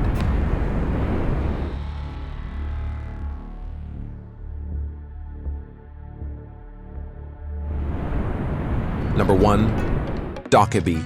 Dockaby are mischievous and playful beings who love to tease humans with tricks and tests. They usually have a peculiar face, different from humans. It can vary from a more grotesque appearance to a more cartoonish and friendly form. They have a human posture, but with a more robust and strong appearance. Their bodies are large and muscular, showing their supernatural and powerful nature. They are known to carry a baton or magical scepter that can make any object they desire appear. Stories tell that they have the ability to become invisible, allowing them to move undetected and play pranks on unsuspecting humans. They can manipulate the environment around them to create illusions and trick humans into seeing things that are not really there. Number 2. Gwisin. Gwisin are spirits or ghosts. These entities can have different characteristics, but are generally associated with the souls of the dead who have not found peace. Many are the spirits of individuals who died tragically, violently, or unexpectedly, and have been unable to pass to the other world due to unfinished business or strong emotions that bind them to the physical world. They are human in appearance, but with a paler, more ethereal hue. Their appearance may be a reflection of how they were in life. They are shown wearing traditional white robes. They may present signs of how they died, showing wounds or marks related to their death. They have the ability to pass through solid objects and change their shape. Some stories attribute to them the ability to manipulate the environment around them, creating illusions and paranormal phenomena. Some Gwisen are malevolent and seek to harm the living, while others are simply lost or confused, seeking help to find peace. In some stories, these spirits appear as messengers, carrying warnings or messages from the dead to the living. Number 3. Kumiho. Kumiho, also known as Gumiho, is a variation of similar legends of nine-tailed foxes present in other Asian cultures, such as the Japanese kitsune and Chinese huli jing. Unlike other Asian cultures, the nine-tailed fox in Korea is a malevolent creature with destructive and violent desires. The main characteristic of the Kumiho is its fox-like appearance with 9 tails. Its form is an indicator of its power and wisdom. She has the ability to transform into a beautiful woman to seduce and deceive humans, often with malevolent intentions. As a master of disguise and manipulation, she can easily deceive humans using her intelligence and charm. In many legends, she is known to consume human flesh and has a preference for hearts or livers, has a desire to become human, and can do so through various means, including abstaining from eating human flesh for a period of 1,000 years. Although initially portrayed as purely evil creatures, over time the Kumiho myth has evolved to include more nuanced elements, including the nine-tailed fox who desires redemption and humanity. Number 4. Yong.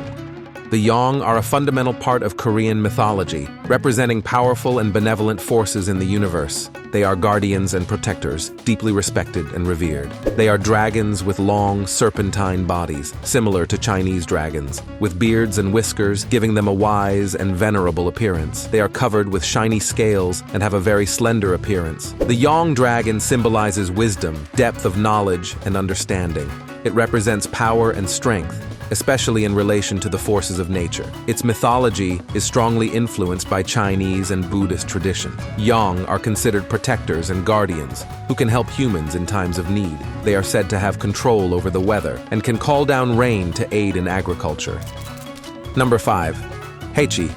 The Heichi, also known as Zieji, is a creature that bears similarities to the Chinese Qilin and other chimerical beings in Asian mythologies. It is a creature with the body of a lion or a dog, depicted with horns on its head. Its skin is scaly or thickly furred. It has a fierce expression with a large mouth that can swallow almost anything. It is known as a symbol of justice and righteousness, and in some legends, it is said to be able to tell right from wrong. They are seen as guardians who protect cities and their inhabitants from calamities and disasters, especially fires. Heichi statues are placed as guardians in palaces and other important places to protect them from negative energies and evil spirits. These creatures have been used as a symbol of judicial power or of a moral and just authority. Their image can be seen in traditional Korean art, as well as in sculptures and monuments throughout Korea. Number 6. Daltaki. Daltaki is not exactly a Korean mythological creature. It is actually a Korean word that translates as moon rabbit. The moon rabbit is a figure present in several Asian cultures, including Korean, and is associated with the visual phenomenon known as pareidolia, where patterns, such as faces or figures, are perceived where there are none. In this case, the perception of a rabbit figure on the surface of the moon. The story has its roots in Buddhist traditions, which were transmitted to Korea from India via China. One legend has it that the rabbit offered itself as food for Buddha, who, moved by its sacrifice, took it to live on the moon as a reward. In some versions of the story, the rabbit is associated with the elixir of immortality and is seen as a companion of the moon goddess, helping with a pestle in the making of the elixir. Number 7. Jeosungsaja. This creature is responsible for guiding or carrying the souls of the dead to the underworld, usually shown dressed in traditional dark clothing, sometimes wearing a hat that hides their face. They may carry objects such as a register of souls or a rod or staff that symbolizes their authority and power over the souls they guide. Their main function is to guide the souls of the dead to the underworld or the world of the dead. He is in charge of keeping the record of the acts of individuals during their lifetime and deciding on their destiny in the afterlife. According to legends, this messenger has the power to decide the fate of souls based on their actions during their lifetime. He acts as an intermediary between the world of the living and the world of the dead, facilitating the passage of souls between these two worlds. Number 8. Bulge. Bulge, or fire dogs, play a central role in explaining astronomical phenomena such as solar and lunar eclipses. The belief is based on the idea that these events were caused by a bulge attempting to devour both the sun and the moon. Eclipses were viewed with great fear and respect, as they were believed to mark times of great disorder and chaos, potentially portending disaster or bad omens. The bulgi were depicted as voracious beings, which with their fiery maw attempted to consume the stars, resulting in periods of temporary darkness on Earth. To counteract this phenomenon and protect the sun and the moon from being engulfed by these fiery dogs, people gathered in communities to perform noisy rituals and festivals. During these events, it was common to use percussive instruments, such as drums and gongs, to create a deafening din that, according to the belief, could scare away the bulgai, thus saving the moon and the sun from being devoured. Number 9. Samjoko. The samjoko is also known as the three-legged raven, something common in various East Asian mythologies. It has bright feathers with a variety of colors, a symbol of light and its relationship to the sun. The three-legged raven figure is a representation of power and strength, associated with royal authority and sovereignty. Similar to other mythical creatures associated with the sun, it symbolizes renewal and rebirth, connecting it with natural cycles of life, death, and rebirth.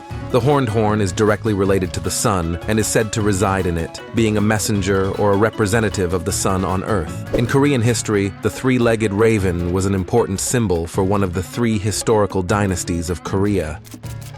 Number 10. Qianlima. Although primarily a being of Chinese mythology, the concept of the Qianlima has also influenced the cultures of Korea and Japan, where it can be found in various forms and with slight variations in symbolism.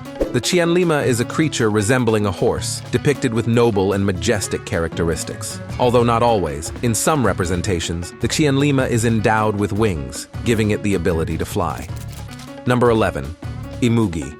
Imugi are giant snakes, similar to that of an oriental dragon but with no legs or very small legs. They have prominent scales and can be depicted in various colors, although they are commonly shown in shades of green, blue, or gold.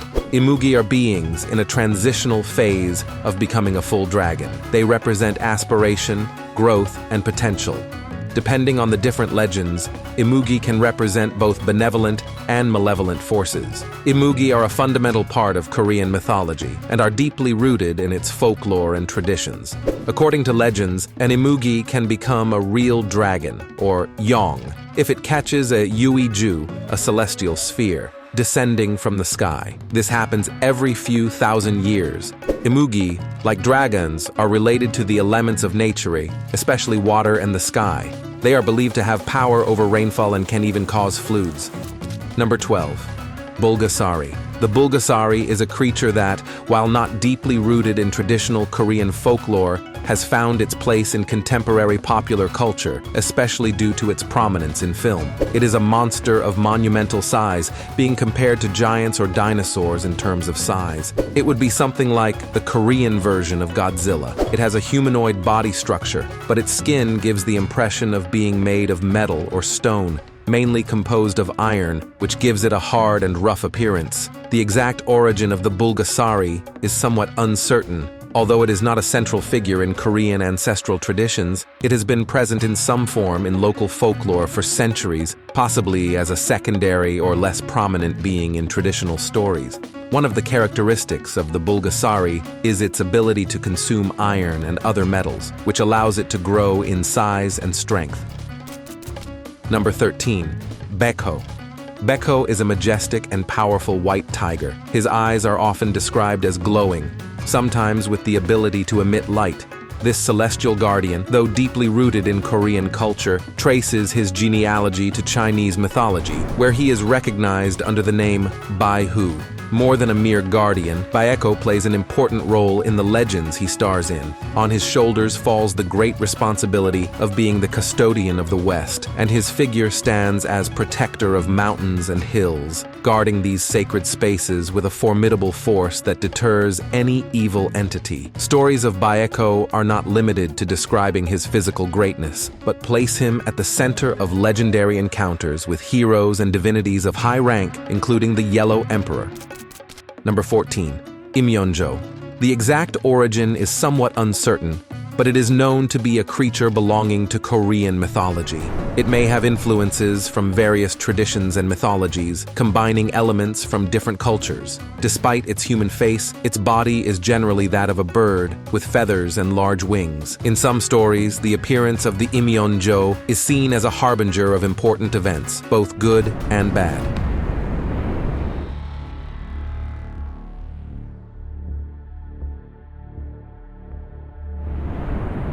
In ancient Ireland, stories are told of creatures that lurk in the darkness, waiting for the perfect moment to reveal their sinister nature.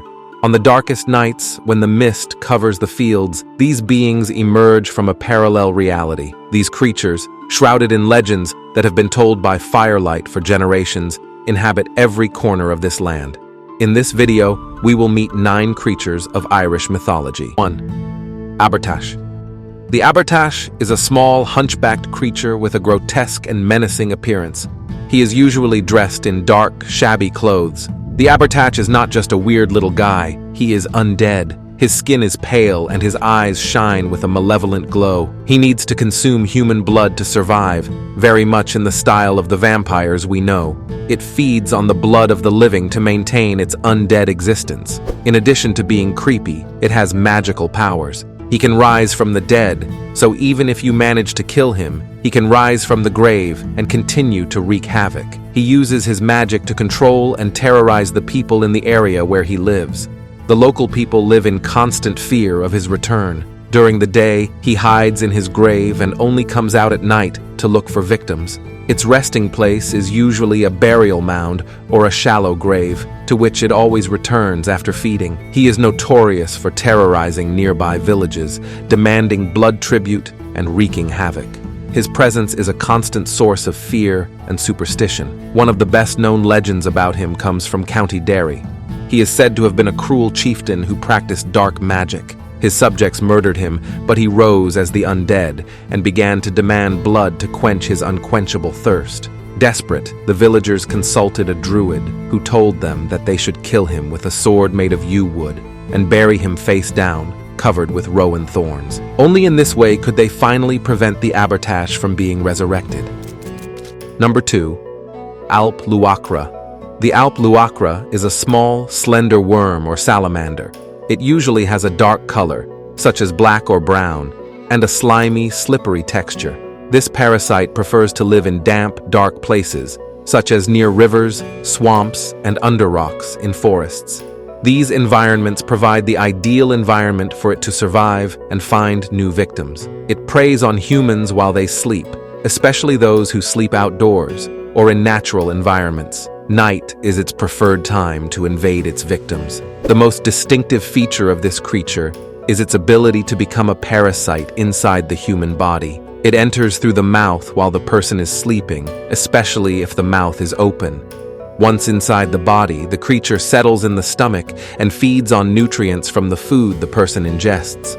The victim begins to suffer from insatiable hunger and weakens as the creature absorbs all the nutrients, leaving the human completely malnourished. Its small size and hidden nature make it extremely difficult to detect. Affected people may not be aware of the creature's presence until symptoms become severe. There are several traditional methods of getting rid of it. One of the most common ways is to have the victim consume large quantities of salty foods and then drink large quantities of water. This forces the worm to leave in search of fresh water. Number 3. Ku Sidhe.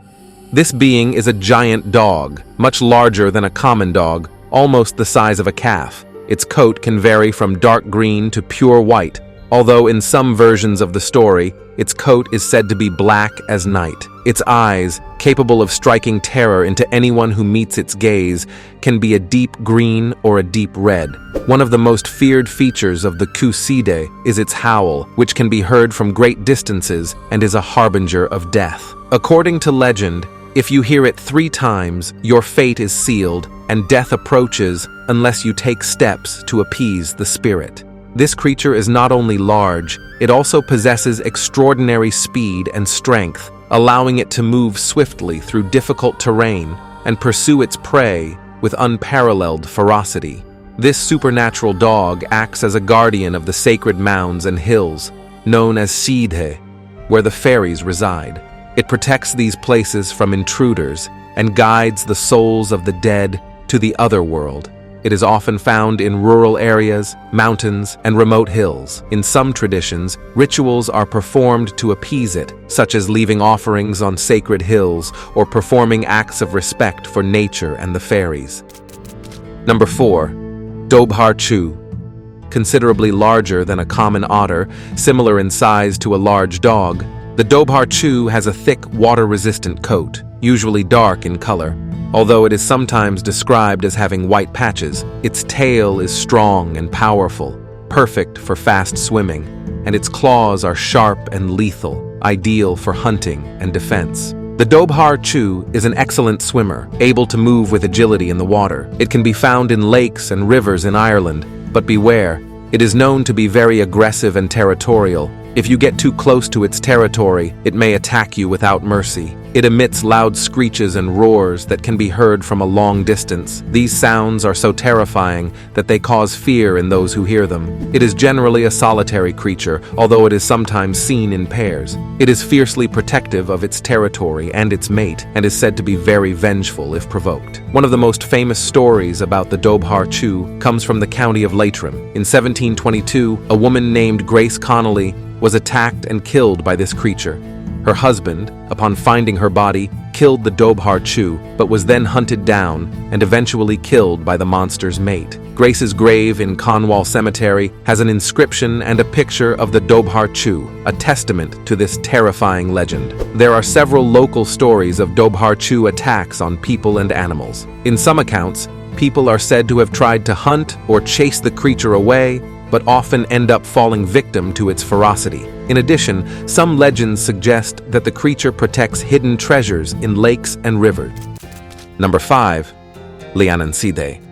The Liananside is described as a woman of extraordinary beauty and seductiveness. Those who have seen her describe her as beautiful, with delicate features and a presence that seems unearthly. Her hair is long and luxurious, dark or red in color, cascading around her face and shoulders. Her eyes are hypnotic, emerald green or deep blue, capable of bewitching anyone who looks directly into them. She is always dressed in elegant clothes made of fine materials like silk. This being can inspire artists, poets, and musicians. She offers her love and inspiration to those who are creative, helping them to reach levels of genius in their work. But this gift of inspiration comes at a cost. It is said that those who fall in love with the Liananside and accept its inspiration live intense but short lives. Their creativity flourishes, but at the cost of their vitality, and they often die young. In some versions of the legend, the creature feeds on the life energy of its lovers, like a kind of spiritual vampire. Its love and influence are both a blessing and a curse. In addition, it possesses magical abilities, including the ability to cast spells and manipulate mortals. He can appear and disappear at will, and has the power to influence the dreams and thoughts of his lovers. Resides in enchanted places such as forests, sacred hills, and other places associated with the fairy world. It prefers to interact with humans who have artistic or creative talent, seeking out sensitive souls who can be molded by its influence. Many stories tell of the tragedy of those who fall in love with this creature. Though they experience unparalleled creativity, their lives are quickly consumed under the influence of this fatal muse. Number 6. Bananach. The Bananach is a ghostly and spectral being. It is a female entity, although its appearance may vary.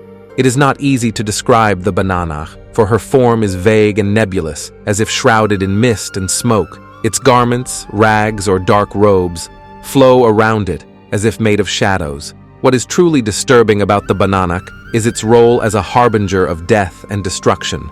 Their appearance often precedes catastrophic events, especially battles and massacres. Similar to the Banshee, the Bananak emits a blood-curdling scream or wail that heralds death. This sound is piercing and can be heard from great distances. In addition, the Bananak has the ability to appear and disappear at will. Its presence can be felt before it is seen, and it often manifests itself on battlefields. It appears among fallen and dying warriors, observing the bloodshed and even inciting it in some stories. In addition to battlefields, the Bananak can also be found in other places of great tragedy and death, such as sites of executions and assassinations. It acts as a kind of death watcher, observing and, in some stories, guiding the souls of the deceased to the afterlife. Many Irish legends mention the Bananak in the context of great battles. It is said that his appearance can demoralize warriors and predict the unfavorable outcome of a battle. In some accounts, the Bananak is associated with gods of war and destruction, serving as an emissary or messenger of these divine powers. Before I continue with the video, I want to remind you about the channel's membership function.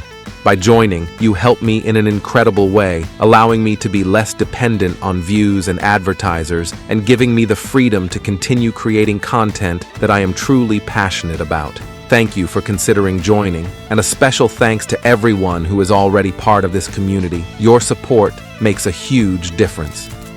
Number 7. Cluricaun.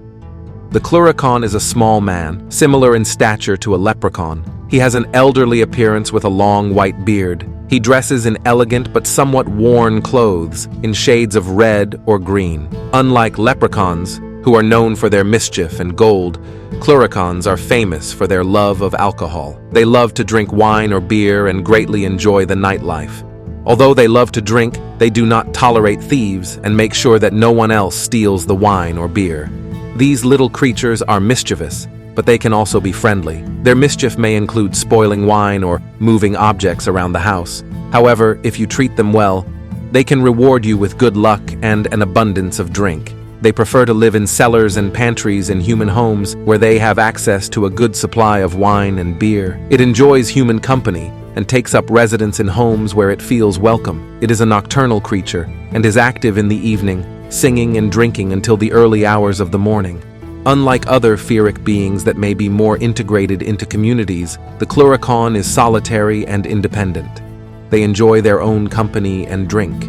Many local stories tell of wineries haunted by Cluricauns, where the owners find themselves with an inexhaustible supply of wine and a cellar always in order thanks to its magical inhabitant. In some legends, the Cluricaun not only protects the house from thieves, but also from other evil spirits, acting as a guardian while you enjoy your drink. Number 8. Merrow. The Merrow are aquatic beings, similar to mermaids, who inhabit the deep waters of the sea around Ireland. Both male and female Merrow are said to exist. The female Merrow are particularly striking. They are beautiful, with long green hair that moves like seaweed, blue eyes, and pale skin. Curiously, they wear a red cap, known as a Corrig and Don or Cohaleen Druith, which is what allows them to live underwater. Now, the male Merrow are not so graceful. In fact, their appearance is rather grotesque, with scales, flat noses, and green fish-like faces. They are also much less sociable and are rare to see. Merrow can transform into humans when they are on land, but they need their magic cap to be able to return to the sea. Without it, they are trapped in their human form. Female Merrow are known for their benevolent nature and their attraction to humans. There are many stories of Merrow marrying human men and living on land. However, these stories often end in tragedy when the Merrow find their cap and return to the sea, leaving their human families behind. In addition, the Merrow have a beautiful voice and incredible musical talent. Their songs can enchant sailors and lure them to the sea. They are also said to possess human souls trapped in small jars under the sea, which gives them a longer lifespan and allows them to maintain their beauty. They live in luxurious palaces under the sea, decorated with pearls and coral, places of great beauty and splendor. Although they can be friendly, they can also be dangerous, especially the male Mero. Stories range from romantic encounters to warnings about the dangers of following a Mero out to sea. Number 9. Puka.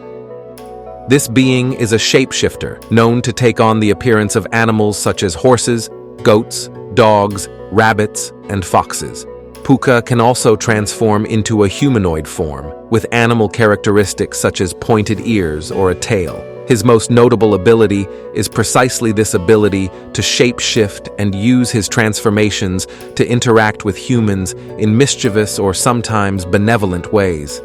He is known to be a prankster. His antics can range from the harmless to the dangerous. For example, in the form of a horse, he can take travelers on wild and uncontrolled rides through the night, leaving them in remote places. The Puka's pranks can be harmless, such as scaring livestock or hiding tools, but they can also be more sinister, causing loss or accidents if provoked. In some legends, the Puka can talk to humans, offering advice or warnings. However, its words should not always be taken at face value, as it may have hidden agendas. It is found in rural and wild areas, such as mountains, forests, and farmland. It prefers places far from civilization, where it can move freely without being detected. This creature is closely associated with nature and the changing seasons. It is said to appear most frequently during Samhain, the Celtic festival marking the end of the harvest and the beginning of winter. In some legends, the Puka acts as a guardian of certain sacred places, protecting these sites from intruders or desecrators. Remember to join channel members to support me, subscribe, like, and comment what you thought of the video, and suggesting new topics is also something that helps me a lot.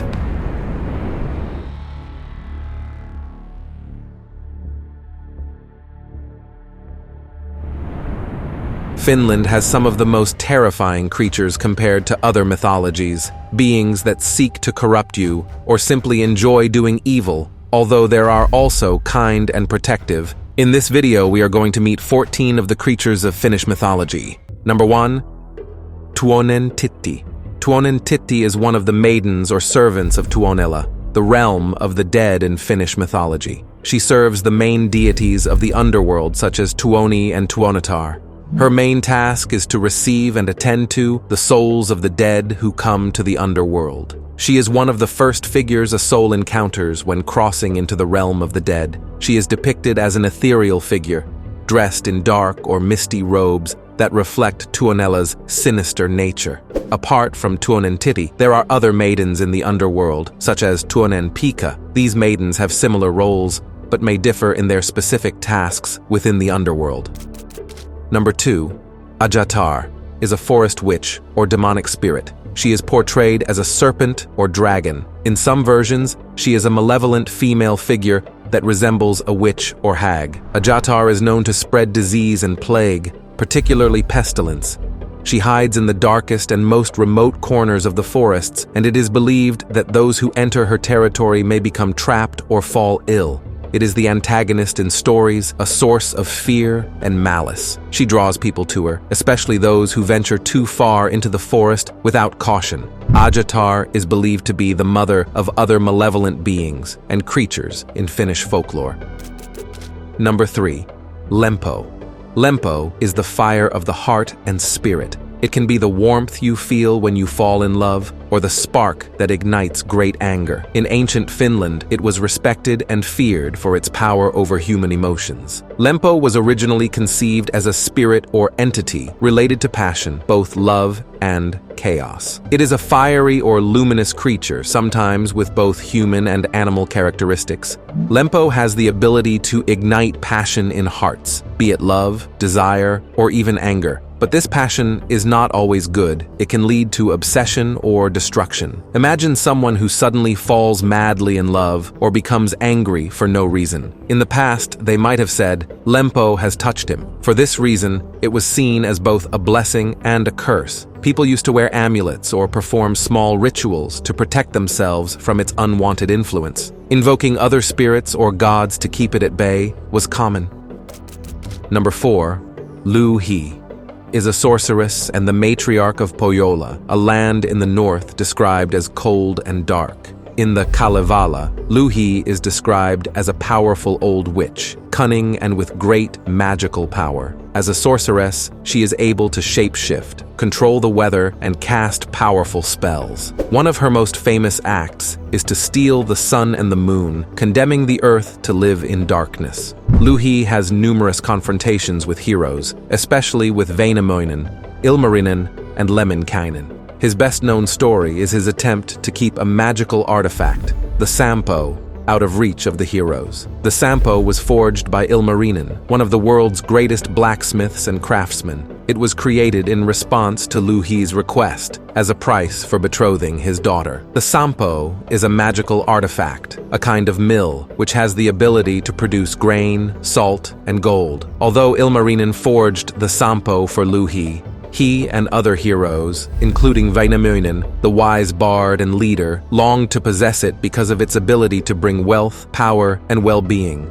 They faced many challenges, but with their cunning and skills, they managed to reach Pohjola and obtained the Sampo. But while they were trying to run away with it, Louhi found out about their deception. Louhi summoned his powers and transformed his troops into monsters and creatures and pursued the heroes. This ended in a great battle at sea. During the confrontation, the Sampo was damaged and fell into the sea, breaking into pieces and being lost forever. Number 5. Iku Turso. Iku Turso is a sea beast. It is sometimes called the eternal spirit of the sea, or simply the sea monster. It is one of the most well-known creatures in Finnish epics, especially in the Kalevala. It is a colossal being with characteristics of an octopus or squid, with many tentacles or a body covered with spines. It has total dominion over the sea, which allows it to create storms and sink ships. It is known to be virtually invincible and can be a challenge to even the bravest heroes. His size, unpredictable nature, and reputation as an invincible beast made the sea a feared and respected place. Number 6. Näki. Näki is a water spirit, associated with ponds, lakes, and rivers. In Finnish folklore, and also in other Nordic countries, it is known as a spirit that haunts freshwater places. It is a dark and sinister creature, sometimes with partly human and partly aquatic features. Its appearance can be deceptively beautiful or absolutely terrifying. Näki is known for her ability to shapeshift. In addition, it often waits just below the surface of the water to catch unsuspecting people, dragging them underwater.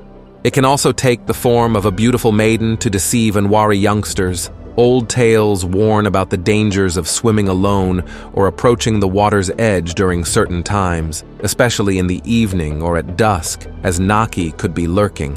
He was especially feared by children, who were told these stories as warnings. Stories tell of people being lured into the water by Näki's singing or seductive appearance, only to be dragged into the depths and never seen again. Number 7. Kalevanpoika. Kalevanpoika translates as Son of Kaleva, is a heroic giant who appears in several Finnish stories and legends. He is a man of colossal size, overcoming mountains and forests with ease. Possessing supernatural strength, he is known for his heroic deeds and sometimes also for his impulsive temperament. With his great sword, he is able to change the landscape, creating valleys, mountains, and canals. One of the most famous stories tells how, after the death of his mother, he tries to avenge her by confronting the enemies of the south. But finally, he is tricked and falls into a trap. After that, he walked westward and disappeared into the sea. But before that, he left his mark on the landscape of Finland. It is said that Kaimi's channel was created by him when he dragged his sword on the ground. Before I continue, it is extremely important for me that you comment and above all that you share this video. It is the only way for YouTube to recommend it to more people, apart from the fact that this video comes out thanks to your suggestions. And if you want to support me even more, you can do it by joining the members of the channel. Number 8. Syöjätär is a fearsome and malevolent figure in Finnish mythology. She is a kind of witch or evil spirit, closely associated with illness and disease. Syöjätär is known to be a source of illness and is often invoked as the cause of various afflictions. It has a shadowy and even grotesque appearance. She can curse someone to suffer illness or directly cause pain and suffering. When someone fell ill with no apparent cause, people believed it could be the work of this evil being. Shamans or healers struggled to combat its influence with rituals and incantations to expel the illness. Number 9. Hisi. In ancient Finnish beliefs, Hisi are both to sacred or special places in nature and to beings or spirits. With time and the Christian religion changing local traditions, the spirits associated with Hisi came to be seen as more mischievous or even malicious entities. They are like wild creatures, sometimes with both human and animal characteristics. Hisi were known to cause misfortunes, such as disease in livestock or crop failure. If something went wrong without explanation, a Hisi could be blamed. People avoided certain places, such as dark forests or large rocks, thinking they were home to the Hisi. The idea was that if you entered their territory uninvited, they might harm you or cause you bad luck. To keep these creatures at bay, you could wear amulets, perform rituals, or even make offerings to appease them. There are stories in which the Hisi steal livestock or scare travelers in deep forests. There are also tales in which, if treated with respect, the Hisi could be friendly or help people. Number 10. Haltia is a spirit or guardian entity that protects a place, object, or even animals and people. It would be like a kind of genie or spirit in other mythologies.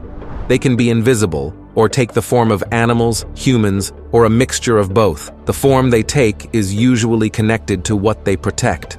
A forest haltija could look like a tree or animal. They are known for their ability to protect and bless. They can also curse or play mischief if provoked or disrespected. Number 11. Otso karhu. Otso and karhu are Finnish words for bear. In Finnish mythology, the bear is considered the king of the forest, a powerful and sacred animal. The bear is seen not only as an animal, but as a spirit of the forest. It is respected both for its physical strength and its spiritual connection to the natural world. When the ancient Finns hunted a bear, they performed specific rituals to appease its spirit and ask forgiveness for killing it. It was believed that the bear had a soul that, if properly respected, would return to the forest and be reborn. There are many stories in which Otso is both a protector of the forest and a creature to be feared. In some stories, he may transform into a human or have human qualities. The veneration of the bear is not unique to Finnish mythology. Many cultures around the world, especially those where bears are native, have a deep respect for these animals and see them as spiritual or totemic beings. Number 12. Meninkainen. Meninkainen are small creatures compared to the gnomes, trolls, or elves of other mythologies. They are subterranean beings that live in the hills and mountains. They are usually described as small, no taller than human knee height, with old and wrinkled features. They have a robust stature and earth-toned skin, which allows them to blend in with their surroundings. They are shy beings and try to avoid human contact. They are also said to be very curious. They may cause little trouble or play pranks, but are rarely considered malevolent. Meninkainen help or guide lost humans, especially in the mountains or in the forest. In other stories, they may lead humans to their subway homes, sometimes causing time to pass differently. Meninkainen are considered protectors of the forest and mountains, punishing those who harm the environment. Number 13. Surma. Surma is a creature so feared that its very presence can steal the breath of the living, a dark beast from Finnish mythology that guards the fragile thread between life and death.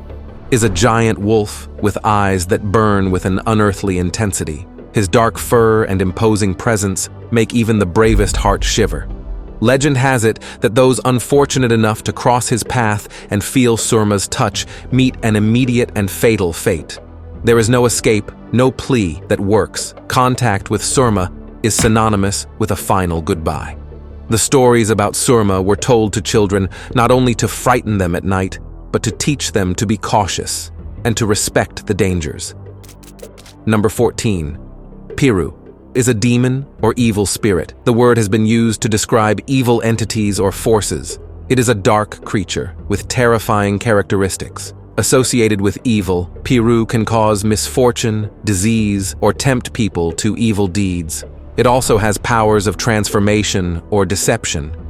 People feared him because he could bring bad luck or even death. It was also associated with temptation, leading people astray. Certain herbs or amulets, rituals and prayers could repel this entity. In stories, Piru tempts people to make deals, sometimes with dire consequences. In others, it appears as an obstacle that heroes must overcome or trick. Leave a comment and like before you leave, and thanks for making it to the end. I recommend these videos of mythological creatures